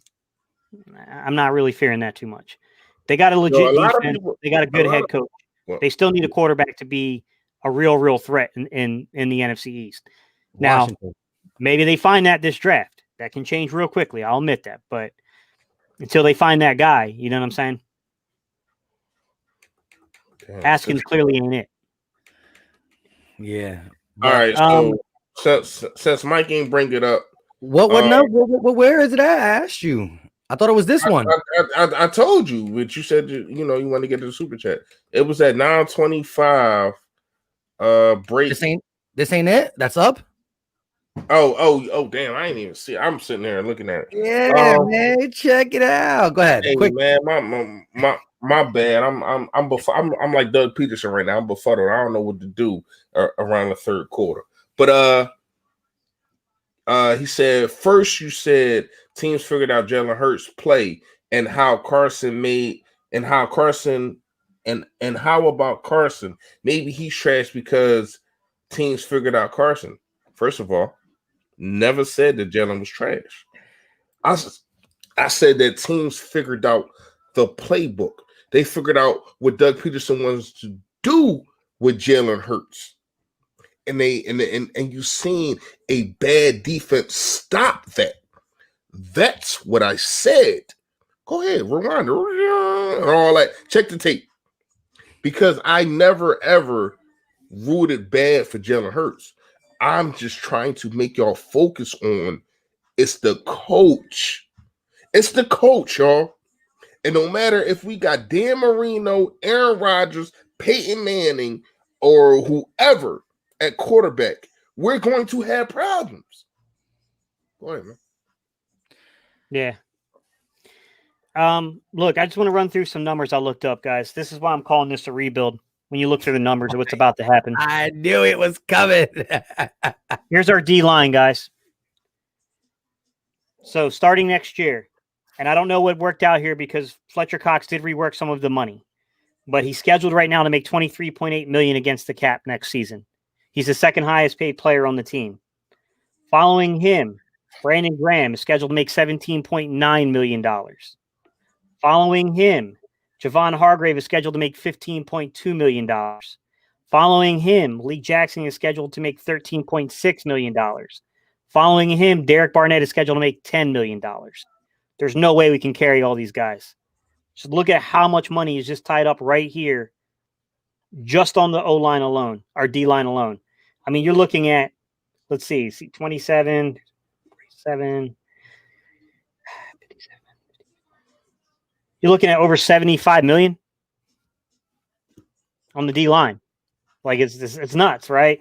Going on the offensive side of the ball, guys. Alshon Jeffrey, obviously Carson Wentz is scheduled to make the most at 34 million, but Alshon Jeffrey would be next up. It looks like at 18.4. Clearly, he's coming off the books. Lane Johnson is the next guy up at 17.8. I don't know. I would think the Eagles want to keep Lane, but $17 million is a lot of money when you're looking at the fate of this roster right now. I think they want to keep him, though, to be honest. Past that, guys, you got $14.5 million for Brandon Brooks. Past that, you got $12.4 million for Zach Ertz. He's probably coming off the books. Past that, guys, you got $10.9 million in Djax, $8.4 million in Kelsey, $5.4 million in Isaac Suamalu. Some of these guys are going, man. There's just no doubt. Like, there's going to have to be a rebuild because we're 90-some million over right now, I think. Guys are coming off these books, man. There's no doubt. Yeah, real quick. Great breakdown, Gate. And like I said, there's some guys that we already know we won off. Like, not saying we just totally dislike Zach Ertz, but his time in Philly with the body language, the fact that we're broke, it just has to be. The Zach Ertz, the Deshaun Jackson, the Alshon Jeffries. And then you're going to get into the guys that you kind of want back, but just seeing the money / performance / age, we might have to let like a BG and stuff go. Yeah. There's going to be guys that we don't want to let go that we got to. But real quick, shout out to everybody in the chat. We still rocking with 446 people in here. We're an hour and 30 long. If you're watching it wherever you're watching it, you don't see that many people. I ain't gonna be going on too much longer than either, y'all. Just want y'all know. Facts. It's because we are live on 3 different channels, all Philly channels, Cowboy people in here, but all 3 Philly channels, the Philly Talk Podcast, Philly Fresh, and Gate City Sports. So make sure you go check them out, give them a view. If you like what you see, hit that subscribe button. But wherever you're watching it, we got 448 total, but wherever you're watching it in that chat, go ahead and smash that like button, because guess what? It's free, and we want to get some spicy off-season videos coming up for you. Because 2020, I fear that is a very good possibility if we do not start hitting in the draft. It's exactly what's going to happen. I just want to make a prediction. I could be wrong. I don't want nobody to quote me on this. And man, when you look at the list, it's going to be some veteran guys that's probably going to be gone. We know that Darius Slayer's getting paid what he getting paid. They just signed him this year, so he will. I feel as though he will be here. A dude like he's just for numbers, Reese. It's 15.7 million for Darius Slay, but obviously he's probably going to be here. Yeah, a dude like Brandon Graham probably won't. I think you're going to have to make a decision between Malik Jackson and Hargrave, and I think the decision probably will be Hargrave. So Malik Jackson probably gone. Deshaun Jackson, like what he did, 80-yard touchdown a day, probably gone. So right there, that's like 30 million right there. So let's get into the offensive line. I'm going to make this bold prediction right now. I think that either Lane Johnson or Barrett Brooks, or Brooks will be gone. That's the question right there, Mike Smith, Lane Johnson, Brendan Brooks. If you had to keep one, who would it be? Oh man, shout out to you, man. I didn't even see that. I swear I didn't see that. If I had to keep one, with the play that I've seen of Driscoll, I would probably go Brandon. I'll keep Brandon Brooks. I love Lane Johnson. But I feel as though you don't have a right guard right now. I feel as though you got a right tackle. I love what Driscoll brings to the table, man. Seriously. So if I had to pick, I probably would have to pick Brandon Brooks. And then let's go. So I already did defensive line. I did kind of the wide receiver. Oh yeah, Alshon, he's gone. That's another 18 million, 14 million, something like that. So when you look at it, yeah, we are 60 something million over the cap. But it's a lot of dudes that's going to be out of here. It's a lot of dudes that's going to be out of here. Like older dudes that haven't even really played this year. This is why I disagree when you said we're rebuilding, because I felt as though the people that we have the people that we have and the people that are getting paid are not the same people. Meaning, bear with me now. Meaning, Brandon Brooks has not played all season. Lane Johnson hasn't played the whole season. Malik Jackson, he has been in and out. Deshaun Jackson, we already know he's been in and out. And he's out. Alshon Jeffrey, he just came on in about 3 weeks ago. So the reason that I disagree with you, Gate City, on us rebuilding, I just feel as though we have the core here already. I feel as though the young offensive line, even if you want to move Dillard to guard, I still like Jordan Mailata. I understand he didn't have a good game. I still like Jordan Mailata. I like what I seen from Jack Driscoll. You know what I mean? I like what I see. I like what I see from a dude like Josh Sweat. You know what I mean? I think the pieces are here. I like what I see from Quez Watkins. I like what I see from Hightower. I like what I see from Rhaegar. I like what I see. Now, the linebackers don't get paid that much, so we're not even going to get in the linebackers. I like what I see from a guy like Kayvon Wallace. You know what I mean? Like, I like these things. And then replace a Rodney McLeod, who is on the books for next year, in case people forgot. He didn't sign a 1-year deal. He signed a 2-year deal. So that's another that's another what, 7 million. You know what I mean? Like only reason I said that I don't think that we're rebuilding, because when you're rebuilding, you had to find them pieces and try to pick and plug them in. And this is why I made a video and said we need to get the older guys.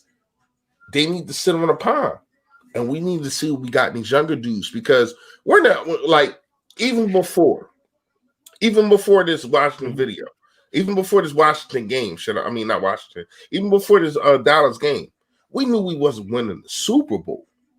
So you need to see what you got in these young kids, and I've been saying that for the last couple of weeks. I don't need to see no more outshine. DJ, proud that you got the 80-yard touchdown. I don't need to see no more DJ. You know what I mean? And I made this video when Peters was. I made this video when Peters was still healthy. I don't need to see no more Jason Peters. I need to see what we got in these young guys, because we talk about rebuilding. I think that the pieces that we got is already here. Go ahead, y'all. Yeah, but that could still be considered a piece. You're talking about if you're talking about your whole team's a second-year team. You know what I mean? Unless they're just immensely talented and being able to do what we got to do, it's still part of the rebuild. You know what I mean? That is the rebuild. Out with the old, in with the new. And we got no. See, when you're rebuilding, you're trying to find pieces. That's the rebuild. The rebuild is trying to find pieces to build a house. Oh, I gotta find this. I gotta find that. I think that we have them. So the build is here. Now you want to say reconnecting or whatever the case may be. You want to shift that. I think the rebuild is already here, but I think it's getting overshadowed by the older guys that's playing. See, and that's the thing, though. The reason I'm calling it, and I get how you're defining it, Reese. You're trying to call it like a retooling. Well, yeah, I get it. But here's the only apprehension I had to that. Why I'm just calling it just a flat out rebuild, because. Let me ask you a question. I get exactly what you're saying, and I think you should be excited to an extent for the young talent on the team. I think you got a point there. But even with that young talent, not one game this year have we scored more than 30 points. That's concerning to me. On top of that, two of the younger pieces that we're all excited about being here long term are up for contracts, and that's Miles Sanders and Dallas Goddard. Next year. You generally speaking, you get them under contract. Yeah. You're right about that. You know what I mean? You got a lot of older guys that are going to, I agree with you, Reese. You got a lot of older guys that will, I'm not going to say are 100%, are likely off the books, okay? Because you always got to leave a little crack of the door open, because even Jason Peters came back. But you got Zach Ertz, Alshon Jeffrey coming off. D-Jack's probably coming off. I think those three guys, no-brainers, are coming off, right? Marquise Goodwin might be back, but even he's due like $4 million next year. So he could be potentially coming off. I don't know. Pay him that, though. Yeah, I am too. Personally, I would keep him, because you're going to need a veteran receiver. You are. And I get what you're saying. Like, I'm a little disappointed that Fogel disappeared a little bit, but I still think the kid has talent. So I'm not completely down on Fogel, right? I think Rager had, okay? Yeah, I think there were guys that we probably, like I said, I was a little skeptical of taking anything near the top 20 pick that was not a true X receiver. We waited around until there was really only one of those guys. In the end, there were three of those guys that could have played that role later on in the draft. But one of those guys that probably you could have made an argument for a first-round grade on, who ended up going to Cincinnati. So, but I still like Rager. I still think Rager's talented. I think we're going to be okay there. I think Hightower shouldn't be given up yet. I don't like the fact that they gave up on Hightower down the stretch. I think that was a mistake. Quez Watkins is starting to look like a player to me, guys. He's starting to look like a player to me. I do think the young core, if you can get Miles Sanders, make sure he's locked up. If you can get Dallas Goddard locked up, right? Hey, man, Jack Driscoll might have been one of the 2 or 3 best draft picks from this draft that we made, hands down. Hopefully he just don't get this injury prone status, because he's been in and out of the lineup. And that's my fear, is that when you ask me that question, Reese, about Brandon Brooks or Lane Johnson, I'm like, man, both of those guys are always in and out of the lineup. I hate that. They're both phenomenal players. For the last 3 years, we kept saying once we get these guys back, we're going to be good, and we get them back and they're injured. But neither of them guys are finishing seasons anymore. So to switch the pace real fast, Gates, because I appreciate everything that you said, and I think I agree with everything that you said. What about Travis Fogel? I think he's kind of the X factor in this whole thing that we're talking about. Are you going to pay this guy? Are you going to try to give him a 1-year deal to have him stick around? Because the league's seen what he can do. And I'm pretty sure it's OCs just licking their chops saying, man, the things I can do with this kid that they have not done for the last 5 weeks. Yeah. I mean, that's really the question, Reese, is what is happening with the kid? Is this a matter of this kid understanding that once defenses adjust to you, then you've got to win. You got to find ways to win. All right, go ahead.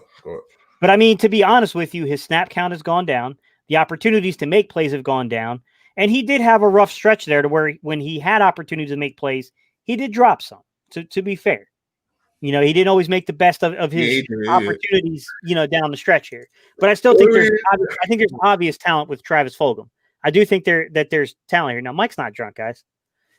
Sixers game's on. I'm still watching us get destroyed. Yeah. Like, I think there's obvious talent there, man. But I don't know, man, because we keep going into this draft. We keep exerting all this effort on receivers.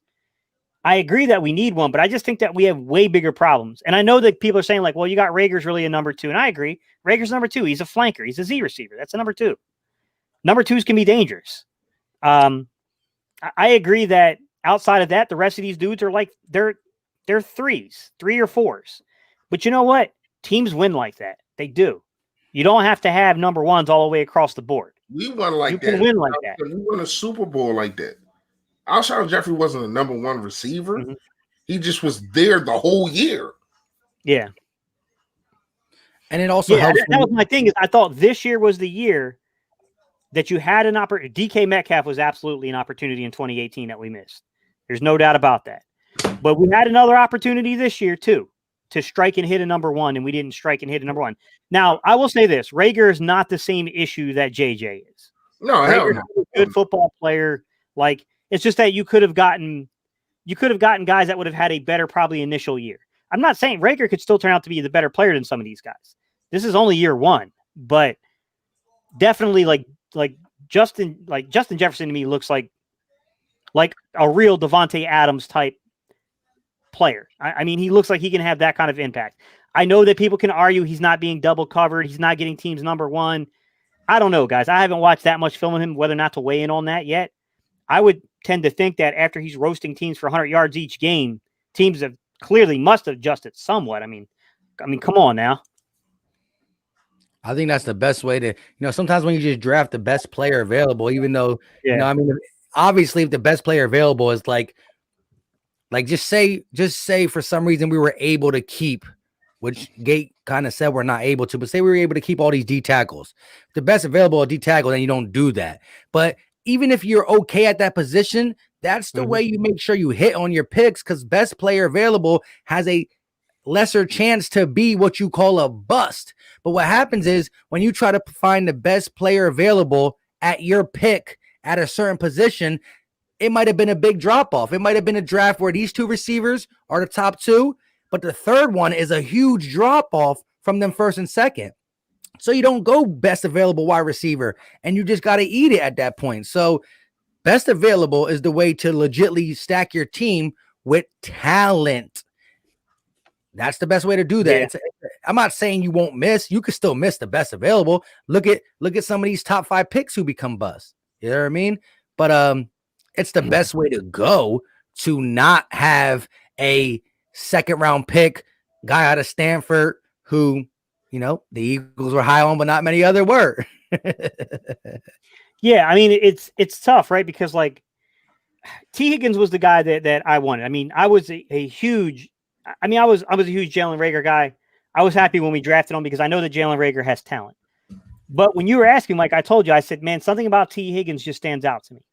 There's something about the fact that this kid's not a burner, but always seems to find separation. He's a really good contested catch guy. Like, he stood out to me. He was a guy that I really wanted in here. And look, to be fair, the kid out of Notre Dame that went on to play for Pittsburgh, he turned out to be a lot better than I thought. Like I thought that he was definitely worth a look and worth, trying to develop, but that kid truly turned out to have first round talent. And I didn't hear many scouts putting him up that high. I scouted him and I said, if he's available at 53, the Eagles should consider it. So even I was a little higher on him than most people were, but we missed opportunities, man, to get a number one receiver in here. We did. I mean, there's no doubt about that. And I know some of you guys are saying, like, what do? We just stop trying to get a number one receiver? I think there's so many holes defensively. Yes. It goes so many holes defensively. You're absolutely right. I mean, we could have had Devontae Adams instead of Jordan Howard. I mean, not Jordan Howard, Jordan Matthews. My apologies. We could have had him. Could you imagine us having Devontae Adams? Like, that's a true number one receiver. Metcalf, a true number one receiver. I feel as though Justin Jefferson in this scheme, or not even just scheme, but he would be our best. See, here's the thing with number one. See, and I'm gonna make a video about this one day this week on how I feel a number one receiver is. To me, it's not where your position is. I don't care if you're the X, you're the Y, you're the Z. To me, is a possession guy and also a guy that can give me big plays. If you can do both of them, you're number one to me. If you are a guy that leads your team in receptions year after year, if you are a guy that leads your team, you don't got to lead them in yards and touchdowns, but you have to be that guy. You got to be that guy. When I look up, I'm looking for him. I'm looking for whatever number that guy is, because that is the number one guy. Third and 4, that's what you're finding. What happened?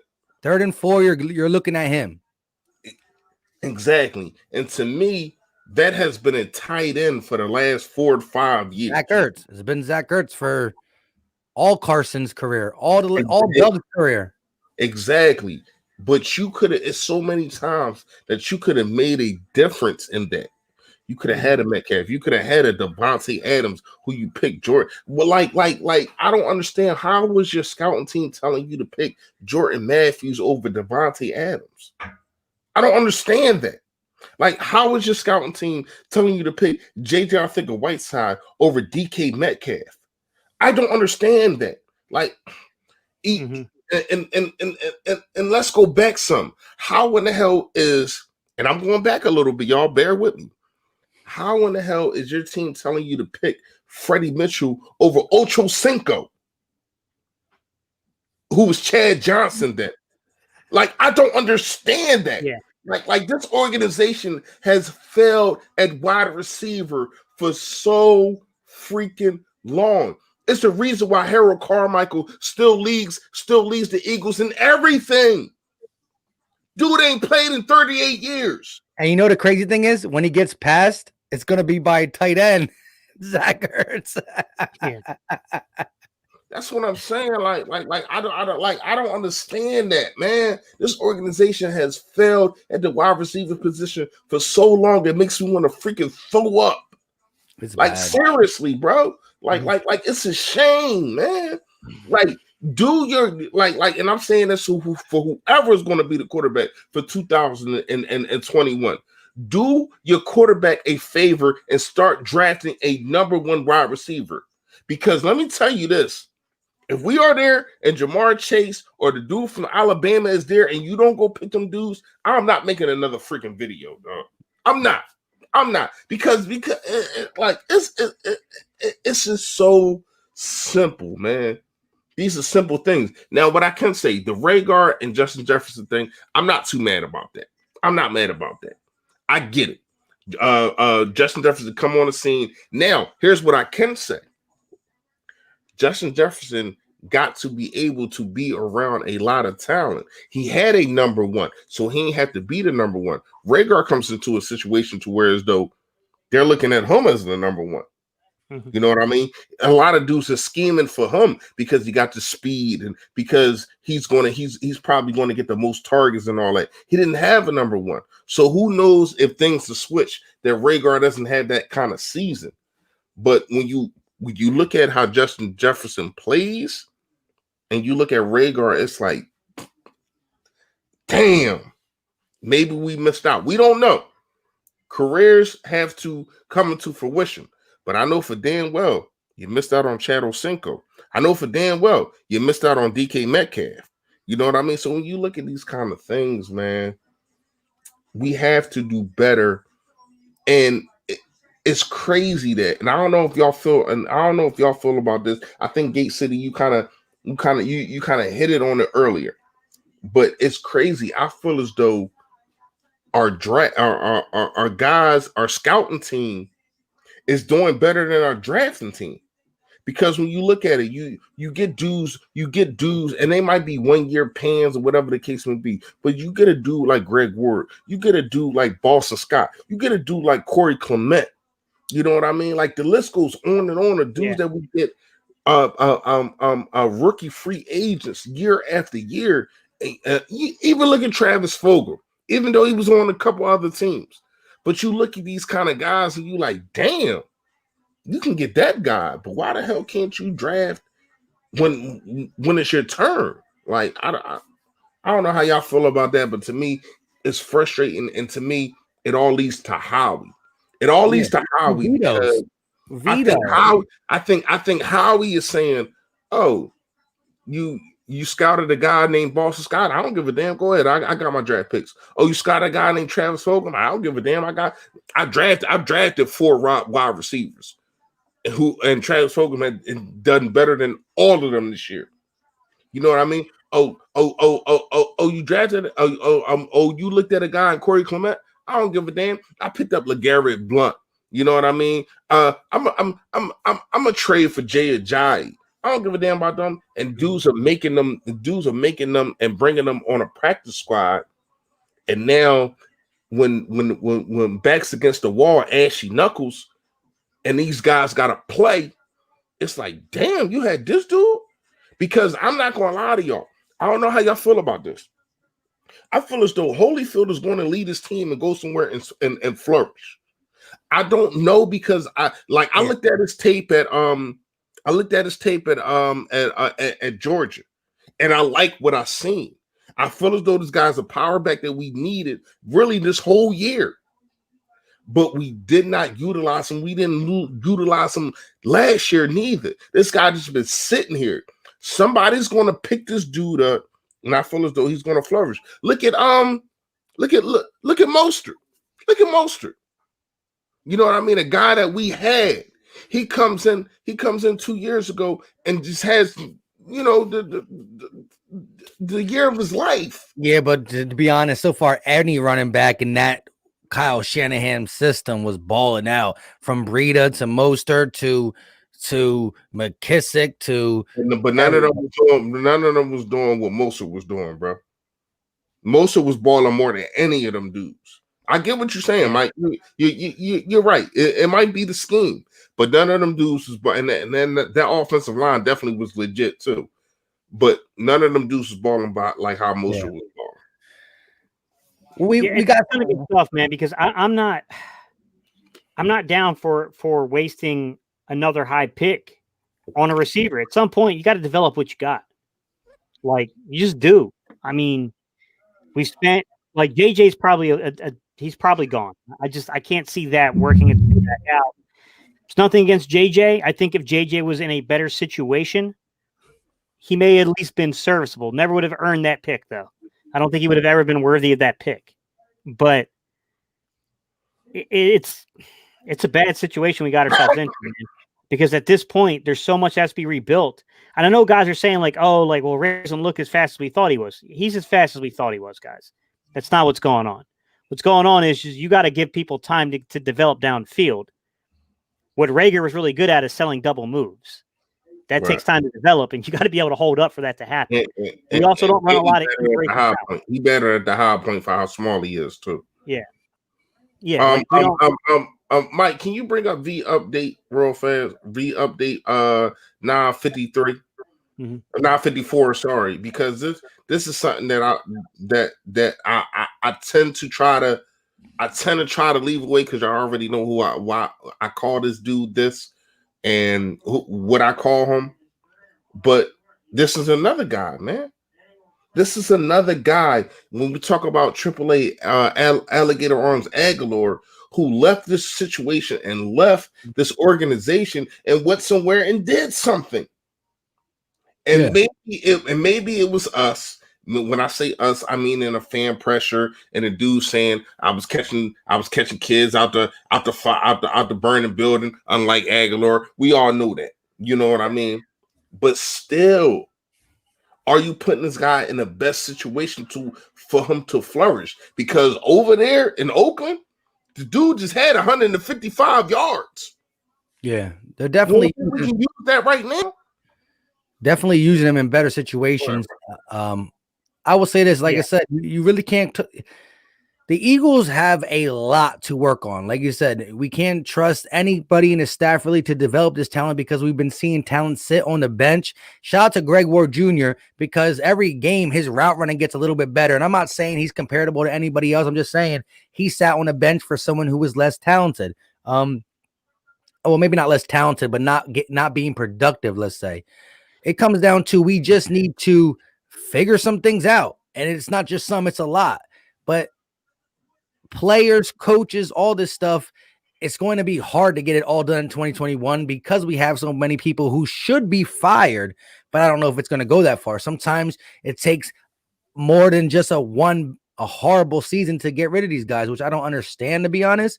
But Nelson Aguilar has some good times with the Eagles. But again, when you delete your social media, that is saying that it's bigger than football. It's the fan base. I can't handle that pressure.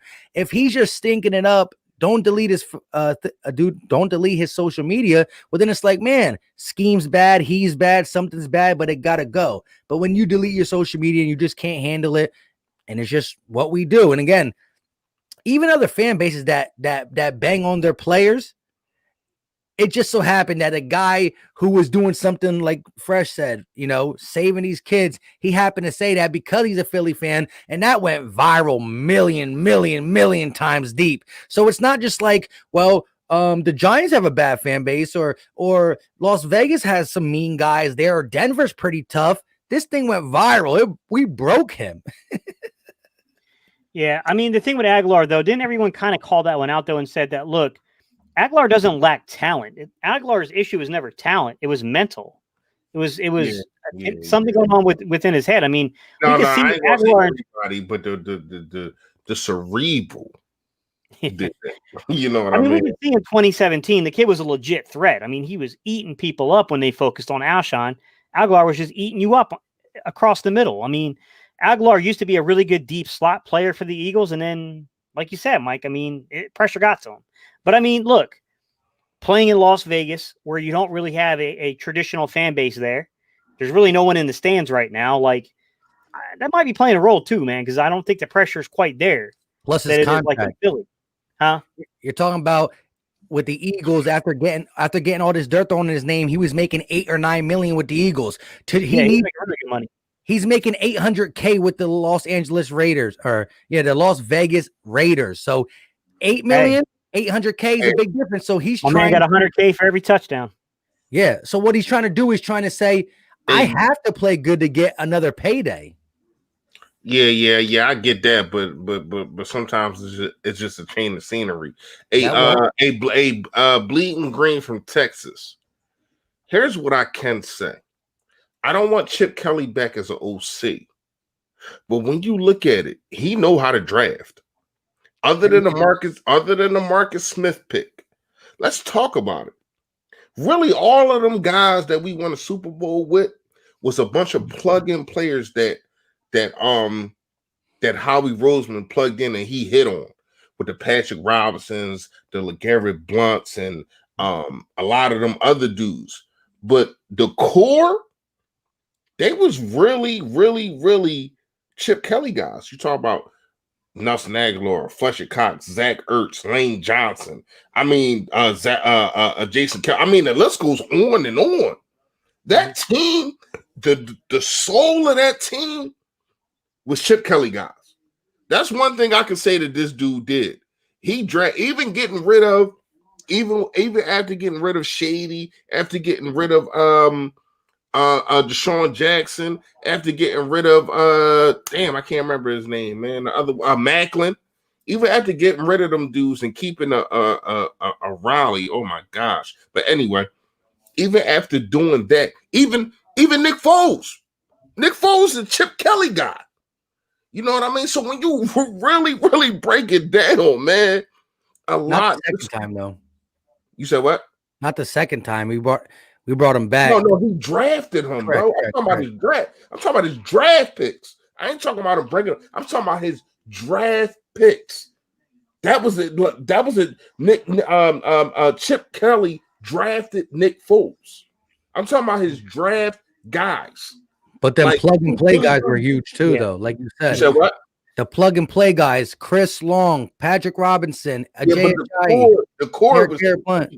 That's what I'm not saying. That's what I said. The plug and play guys was cool, but they were 1-year deals. That's why the guys that's still here. This is why we had a problem that we have, because a lot of the people that Howie Roseman brought in were 1-year deals, and I'm pretty sure they probably wasn't even expecting to win the Super Bowl. So when you look at it, we did not win the Super Bowl traditionally. Like I said this before. That's what I was saying. Yeah, so this is why we had a problem that we had, because we didn't win it with guys draft picks and dudes on rookie deals and all that kind of stuff. No, we won it with 1-year players. A LeGarrette Blount, who you chose not to bring back, which I don't understand why, but whatever.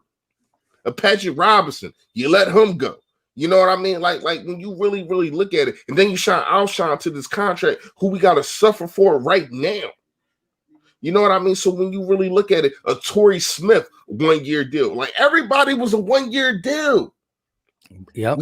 We didn't win it how dudes normally win it. Look at Kansas City. They won a Super Bowl and they still got their guys, even after getting returns. Everybody returns, and then they add like a Hardman is on but they still bring back a Sammy Watkins. You know, they bring back their core guys. We other than the offensive defensive line with the section of Vinny Curry and Chris Long and Big V, but Big V came back the year after. So excuse me, Big V came back. But other than the Chris Long and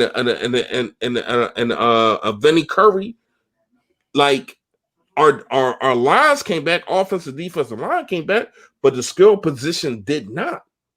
We didn't bring back a Torrey Smith. That's why we tried to get Mike Wallace, and he got hurt week 1. You know what I mean? Like when you really break it down, man, listen, it's all up here. I know. Oh, I know. Almanac. Like I know. And go ahead, bro. But that's the thing. So we had a core, and we say, you know what? Howie Roseman gets all the credit for putting them sprinkles, because the Chris Longs, the Patrick Robertsons, the Jay Ajayi, the LeGarrette Blunts, the Alshon Jeffries, Torrey Smith, all these guys contributed. But then again, we didn't bring them back. The guys we brought back got injured. So our success either was injured, let go, too old. We just went all in for that season / 2 more years, because we also were counting on Carson Wentz to just being there and being 17 version the rest of this couple of years too. That was part of the counting on. We counted on Carson Wentz being 17 for multiple years.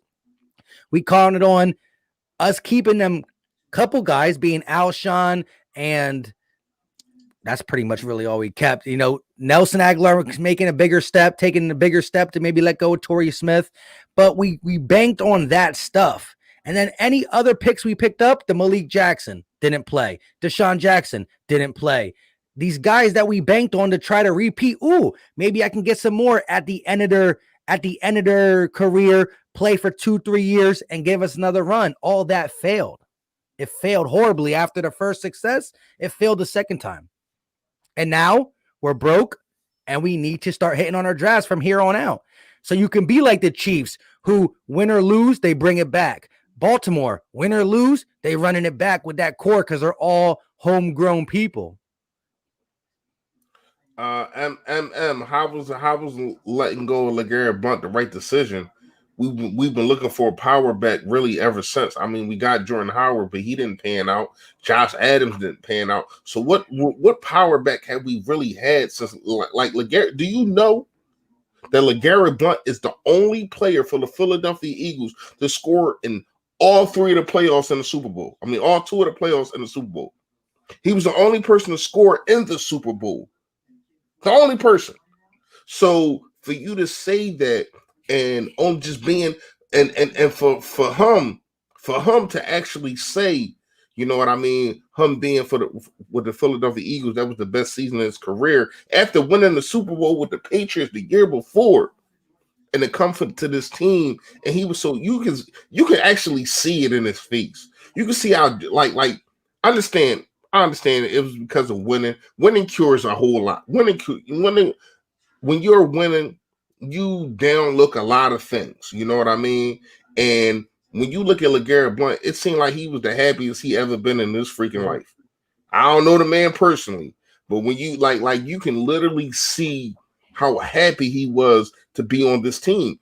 And that started at, I want to say week 3 or 4 against the Chargers, when he put the team on his back and went for 5 minutes and just carried the ball until we grinded Doug up against Kansas City. We grinded Doug up against Kansas City. You know what I mean? And then he comes out and he does that. And ever since then, man, the dude he been happy to be here. I would have signed LeGarrette Blount back, and you ain't had to sign him for nothing. He signed for like $2 million to the Lions. Like, why didn't you sign him back? Go ahead, Joe. Hey, shout out to Trey. That was a great draft in 2012. It was. 13 was good too, and we got Zach Ertz and we got Lane Johnson, and we got all them guys. So 12 and 13 were hitters. 12 or 13 were the homegrown guys that we went to the Super Bowl with in 17 with the plug and play guys. I just think Howie got too plug and play happy and said, let me do it again and again. And it didn't work the next couple times. And because Chips draft 12 and 13, who were key people, Vinny Curry, Cox, Kendricks, Foles.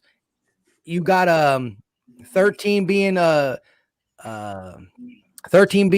Brent, Zach Ertz and Lane Johnson, all these guys. And then Howie Roseman did succeed with the plug and plays, but Howie Roseman has been so bad at drafting. Guess what? The core is getting worse, and his plug and plays are just too old. It's not getting done. So the core the new core he's trying to bring ain't sustainable. All our draft picks for the last couple years have been just leaving or not doing what they do in the Eagle system. And then the plug and play guys are all injured. Jordan Howard, he plugged them. It was working good. Long stinger for like 7-8 games. Deshaun Jackson to the Malik Jackson's first year to all these plug guys are not working. So I don't know what we're going to do. I just know that we hit a ship like head on with COVID plus being broke. Like every team is going to have to make some decisions because of the 30 million setback.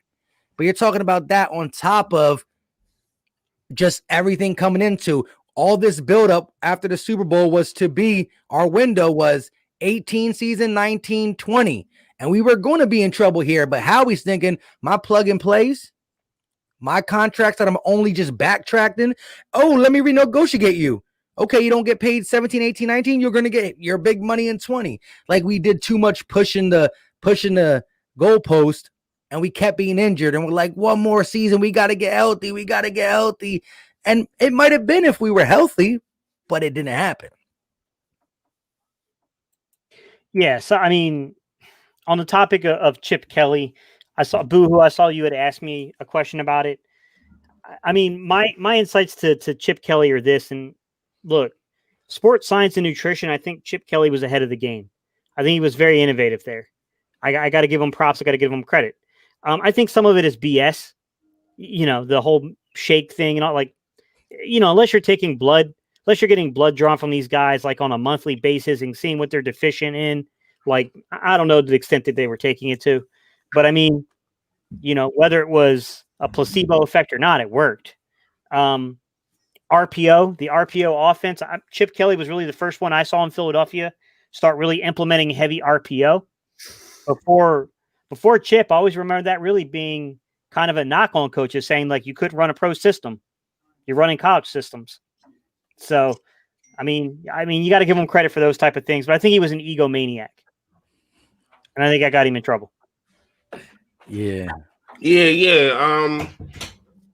I ain't like when I brought up Chip Kelly, I said nothing about the coach. I just talking about this drafting. I thought as though, you know what I mean? I felt as though him putting Howie in a broom closet or whatever he was, it kind of wasn't a bad idea. He didn't miss on, but here's what I can say. He still didn't bring a number one wide receiver to this team. That's what I can say. But when you look at it, drafting a Jordan Hicks, you know what I mean? Lane Johnson, man. I mean, the list went on and on. Like the team, the dude, him being in he was in the Big 12, right? The Oregon is in Big 12, right? No, they were Pac. Oh, yeah, they was in the Pac.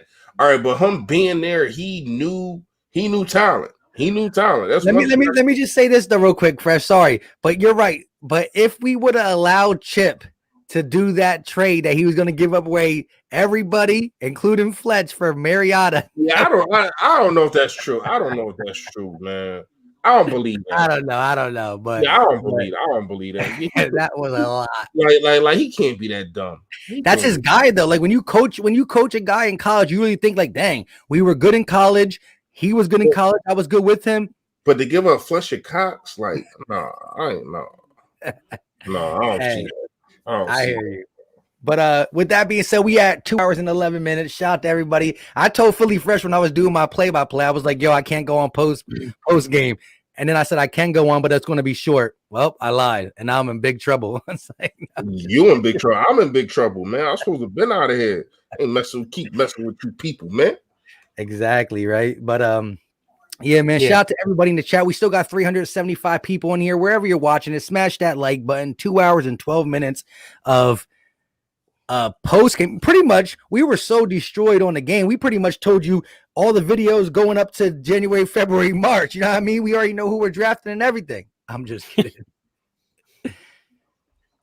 No, someone was asking me earlier about LSU's receiver, the Marshall kid. To be honest with you, tall kid. He's kind of lanky. He reminds me a little bit of T. Higgins, but I got to break down film on the kid.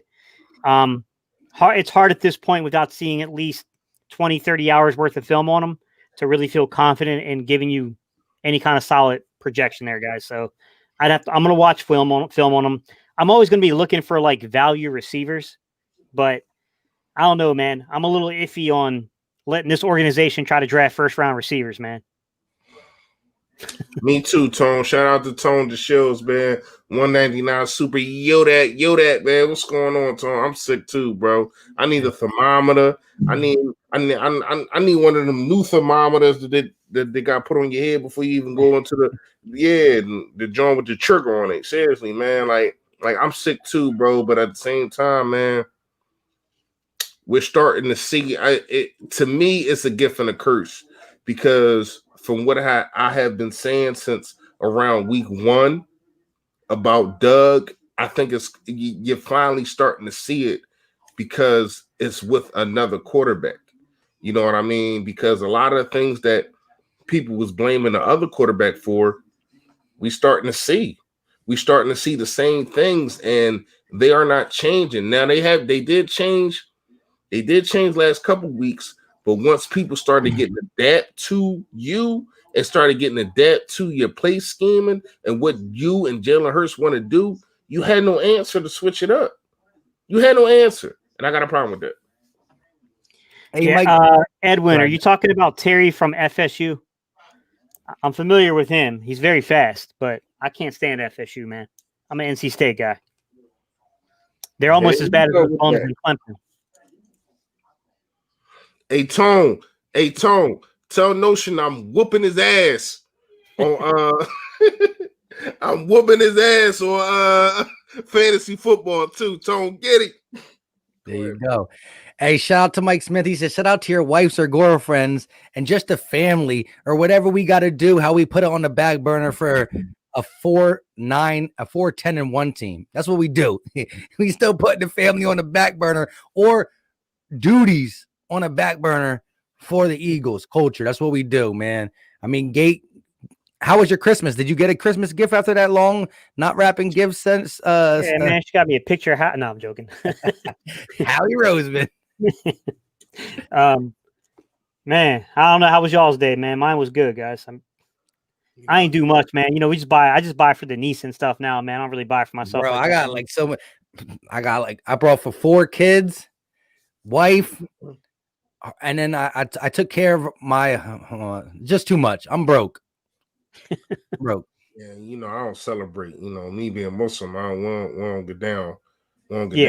So, and that's why on Christmas, as he wasn't celebrating, he put out that fire video. Everybody go watch it. He's talking about his guy. I mean, he put it out on Christmas, talking about this game. Oh man, congratulations, Tone. Forget what Mike talking about. Congratulations, man. You put that ring on it, man. Congratulations to Tone, bro. Hey, I hope you listen, I hope you video recorded. You gotta put that in the video, man. We need to see that, man. Exactly. Man. Shout out to you, man. I'm a married man. I know what it's like, man. Shout out to you, bro. Yeah, congrats, Tone. So am I, bro. So am I.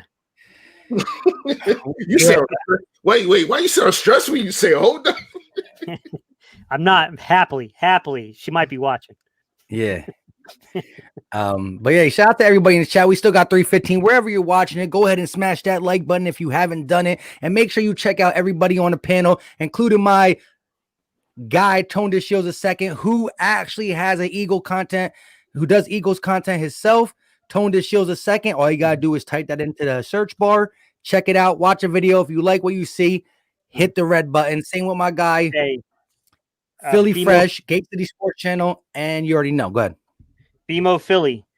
In terms of NC State prospects, I think Aleem McNeil declared for the draft. He's worth looking at. Aleem McNeil's he's a beast, man. He's going to be a really good 1 or 3 technique in the league. Probably more of a 1 technique, but yeah, the kid's pretty athletic. Aleem McNeil.